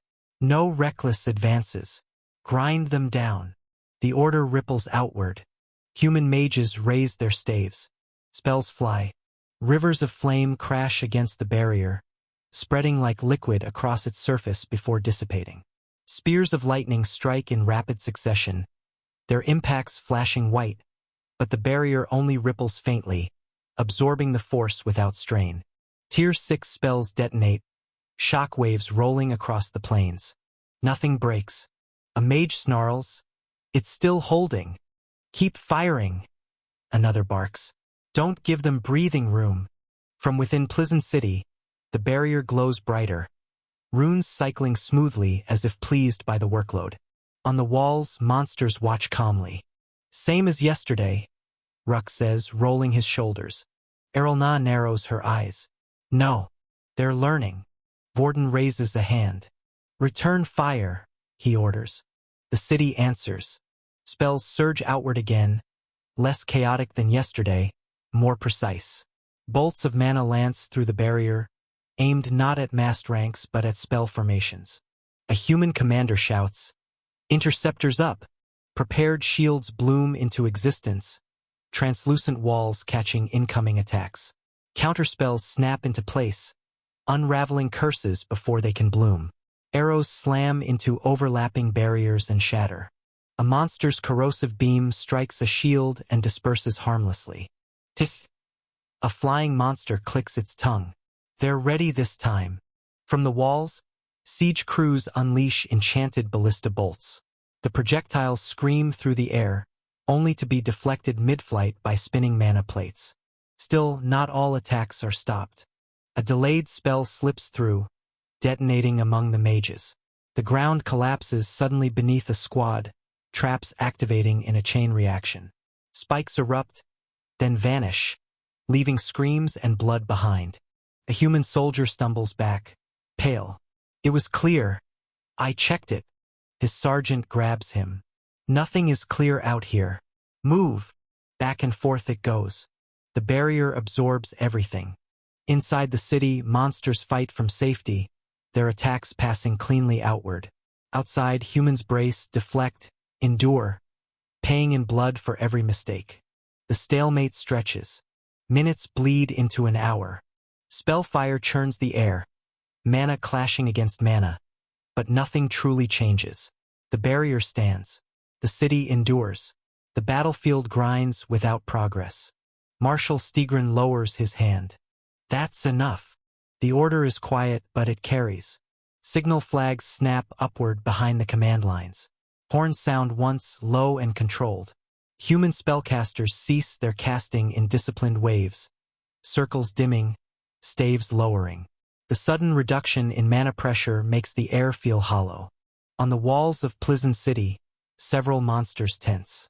Ruck frowns. They stopped. Erelna's eyes flick toward the human rear. "They are not going to retreat again, right?" Vorden follows her gaze. Far behind the main army, the ground begins to move. At first, it looks like a mirage, heat distortion rippling across the plain. Then the earth itself parts. Stone slabs slide aside with grinding force, revealing a massive, circular platform etched with ancient runes. Something rises, slowly, deliberately, layer by layer. Spell-forged metal ascends from its concealed cradle. Pillars thicker than siege towers lock into place. Interlocking rings rotate, each ring inscribed with condensed mana formulas so dense the air screams faintly as they activate. The weapon dwarfs everything around it. Even at a distance, it feels oppressive, like gravity itself leans toward it. Vorden's eyes narrow. "That thing," he says quietly, "looks like bad news." Ruck lets out a low whistle. "Damn, that thing is massive." Errolna's voice hardens. "It's a high-grade siege weapon." Vorden raises his hand, palm outward. "Spread the formations," he orders immediately. "Reinforce the barrier core. All Tier 5 and Tier 6 defenders on standby." A runner shouts from the wall. "Mana density is spiking. It's not just charging. It's stabilizing." Outside the city, mages scramble.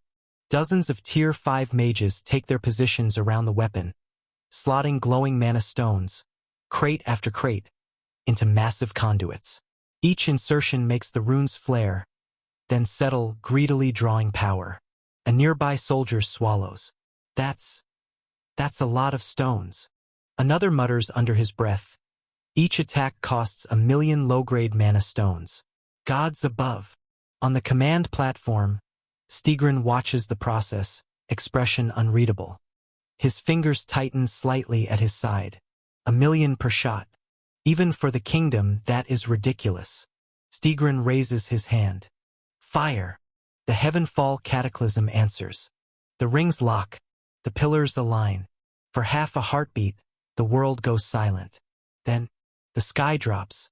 A column of compressed mana descends like a falling star, not blazing wildly but contained, refined, screaming with pressure. It slams into the barrier dead center. The impact does not explode. It hits. The barrier convulses. The entire dome bends inward, runes flashing chaotically as shockwaves ripple across its surface. A thunderous boom rolls outward, flattening grass, kicking up walls of dust, rattling armor and bones alike. Inside the city, monsters stagger. Ruck digs his claws into the stone. "Whoa!" It holds. For a heartbeat, silence reigns. Then the battlefield erupts. On the human side, soldiers stared on the shield, breath caught. A junior mage blurts out, Is it broken?" "No." An older Tier 6 mage snaps, eyes wide. "It's still standing, barely." Inside Pleasant City, the monsters feel it immediately. The air hums, thick and oppressive. Cracks of light crawl across the inner surface of the barrier like veins of lightning frozen in glass. Errolna clicks her tongue. "You can't really underestimate these humans." Vorden's eyes are locked on the sky, pupils tight. He turns sharply to the others. "Everyone, prepare yourselves. This isn't over." Ruck snorts, forcing a grin that doesn't quite stick. "Ha! So they finally stopped knocking politely." Above the battlefield, Stigrin lowers his hand. The Heavenfall Cataclysm's rings slowly disengage, heat bleeding off the massive structure in shimmering waves. The conduits dim from blinding white to a dull glow. Mages immediately rush in, replacing shattered components, slotting in fresh mana stones by the crate. Sweat pours down their faces as they work. A captain whispers, horrified, "That shot alone burned through 1,000,000 stones." Another answers grimly, "And it didn't even crack it." On the command platform, a general steps closer to Stigrin, voice low. "Lord Marshal, the barrier endured the first strike." "I know," Stigrin replies calmly. His eyes never leave the city. "Status of the weapon?" he asks. "Operational," an engineer reports, swallowing. "But another firing will consume the same amount." For the first time, Stigrin exhales through his nose. Pain flickers across his expression, gone in an instant. 1,000,000 stones per shot, he murmurs. You better work this time. He raises his hand again. Reload. The order ripples outward. Inside the city, Vorden feels it. The pressure doesn't just return, it doubles. The sky's charging again, he says sharply. They're not stopping. Erelna's gaze hardens. They're betting everything on this. The Heavenfall cataclysm realigns. Rings rotate faster. Runes ignite brighter than before. Screaming as power is forced through channels never meant to be gentle. The ground beneath the weapon fractures, spiderweb cracks racing outward. An officer yells, "Second cycle nearing completion." Stigrin's fingers curl slowly. "This one," he says softly, "ends it." He brings his hand down. Fire. The second shot descends. It is heavier, denser. The sky itself seems to bow as the column of compressed mana falls, space warping around it. When it strikes the barrier, there is no thunder at first, only resistance. The barrier pushes back. For one terrifying moment, light and pressure grind against each other, locked in a silent struggle. Then, crack, a sound like the world breaking. The barrier fractures from the point of impact, glowing lines ripping outward in every direction. Runes shatter mid-rotation, exploding into shards of light. Ruck's eyes widen. The dome collapses. Not explosively, but catastrophically. Light imploding inward before bursting outward in a storm of shattered energy. A shockwave tears through Pleasant City, flattening structures, ripping tiles from walls, hurling monsters off their feet. The barrier is gone. Dust and light fill the air. On the human side, stunned silence lasts half a second. Then, it's down. The barrier's down. A roar erupts from the army, morale surging like a tidal wave. Stigrin does not give them time to celebrate. His hand slices forward. "Advance," he orders coldly. "All units, crush them." War horns scream. Formations surge. Infantry breaks into a run, shields locking. Cavalry thunders forward, hooves shaking the ruined plain. Tier 5 and Tier 6 beings take flight, skills and spells already forming. A human commander laughs, exhilarated. "They'll scatter now. The shield's gone." Another shouts, "Press them. Don't let the monsters breathe." They expect panic. They expect retreat. Instead, the gates of Pleasant City open. Not cautiously, not slowly. They slam outward. From the shadowed interior pours a tide of monsters. Ranked, armored, disciplined. The charge does not hesitate. It answers the human advance head-on. Human soldiers falter mid-step. "What?" someone gasps. "They're coming out?" On the walls, Vorden stands tall, cloak snapping violently in the aftermath wind. His eyes burn as he looks at the oncoming human sea. "Now," he roars. "Use the talisman now." Across the monster ranks, hands move in unison. The talismans flare, not outward, but inward. Light erupts from every monster bearing one, threads of radiance ripping free from their bodies and lashing toward the sky. The air vibrates violently as those threads twist together, weaving into a vast, invisible lattice above the battlefield. Ruck grunts as power slams into him. "Ha! There it is!" Erelna spreads her wings, gasping as her aura surges. "Everything's connecting. I can feel them. All of them." The monsters roar as the shared power crashes into them, not as raw energy, but as reinforcement, strength stacking atop strength, speed upon speed, instincts sharpening into perfect synchronization. 100,000 heartbeats align. The ground cracks under their feet. A flying monster surges upward, laughing wildly. "My body! It's light!" Another monster flexes, claws screaming through the air. "This is 5 times, no more." On the human side, joy drains into dread.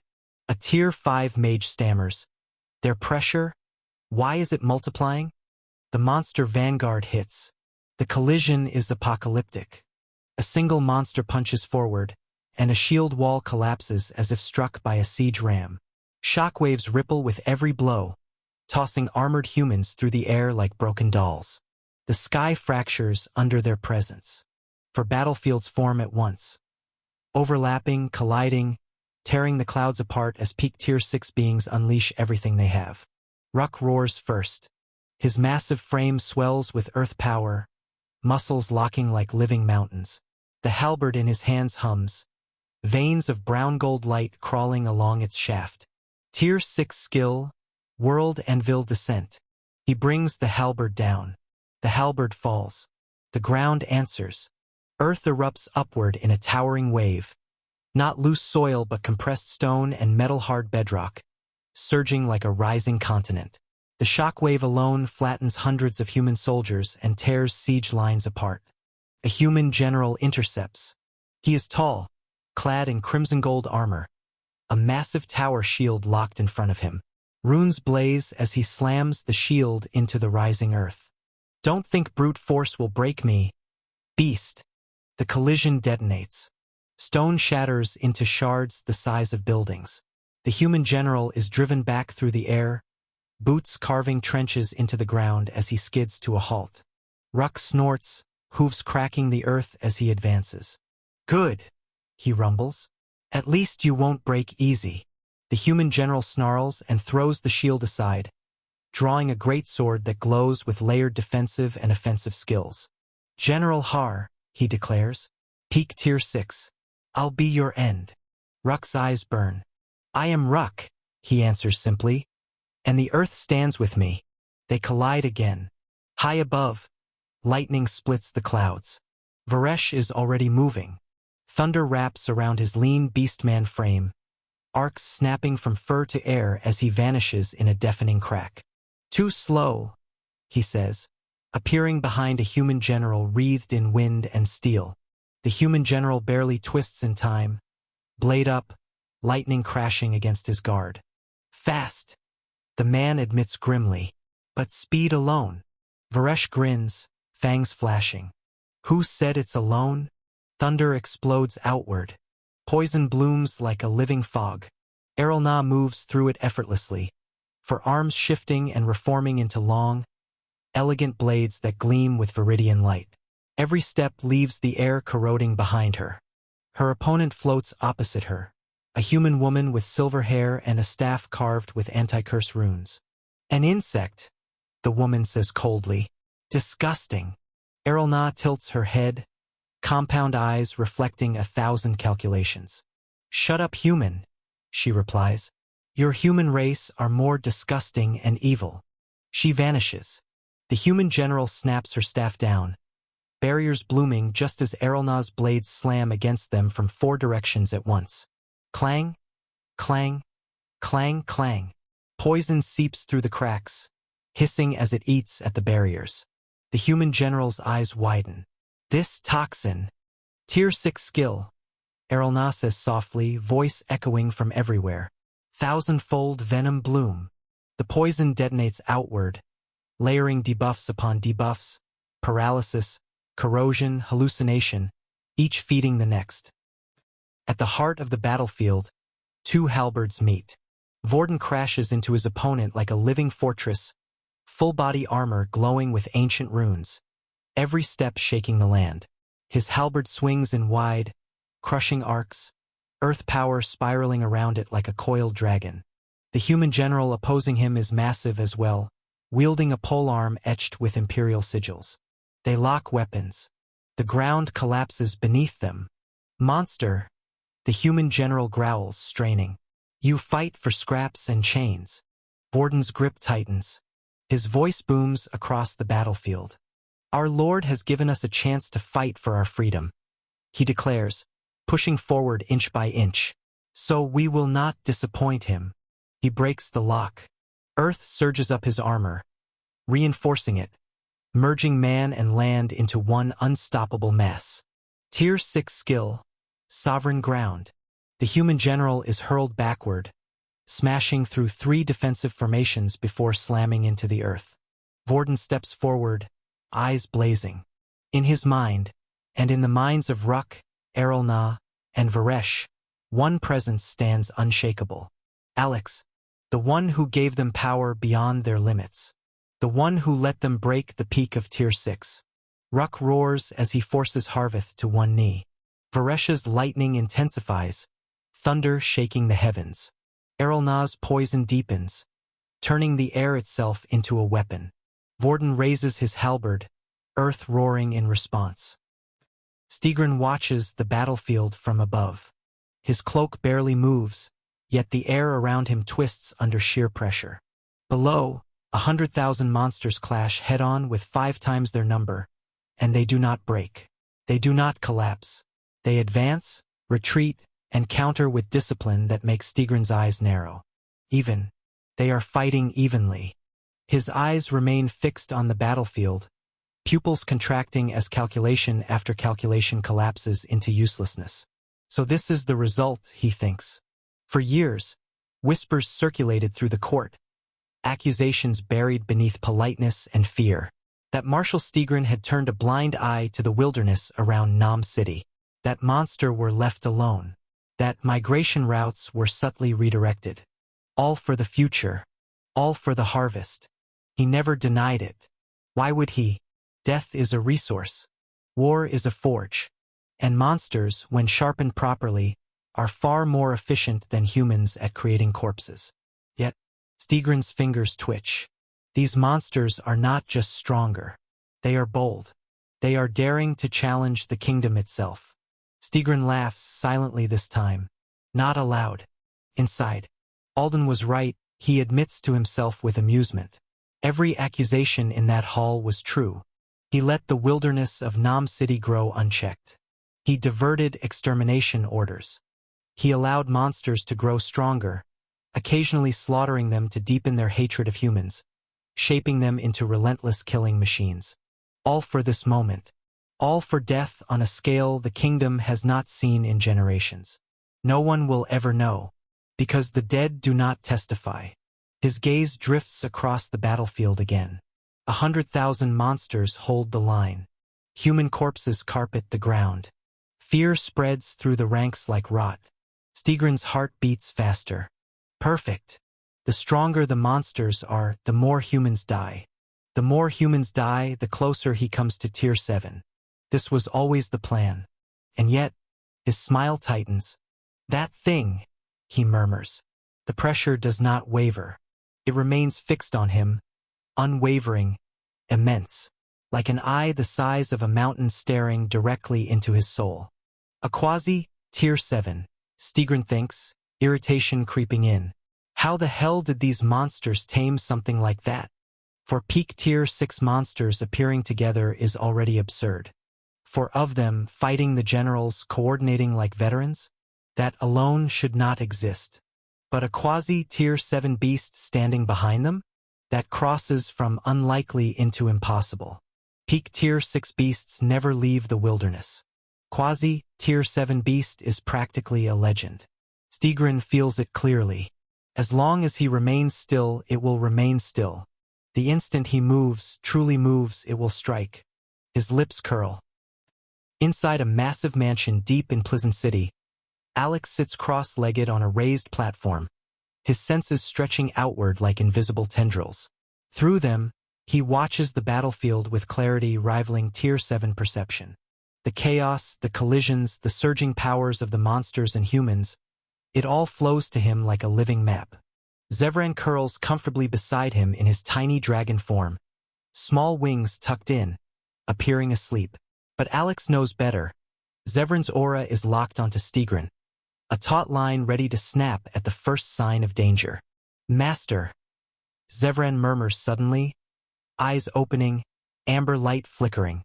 That human leader, he wants to talk to me. Alex tilts his head, curiosity sparking. Oh?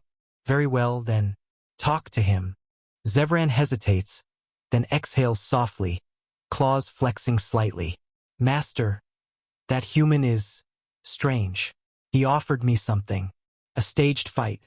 He would act as if he lost, and in return, he will not interfere with our conquest of more cities. Alex raises an eyebrow, letting a faint smile tug at his lips. Interesting. So he thinks you're the leader of the monsters. Zevran nods. He does. But that's not all. He seemed cautious, calculating. He wasn't just bluffing. I can sense his intent. It's subtle but dangerous. Alex leans back, eyes narrowing, pondering the implications. Humans who think like that, they're always up to something. But take his offer.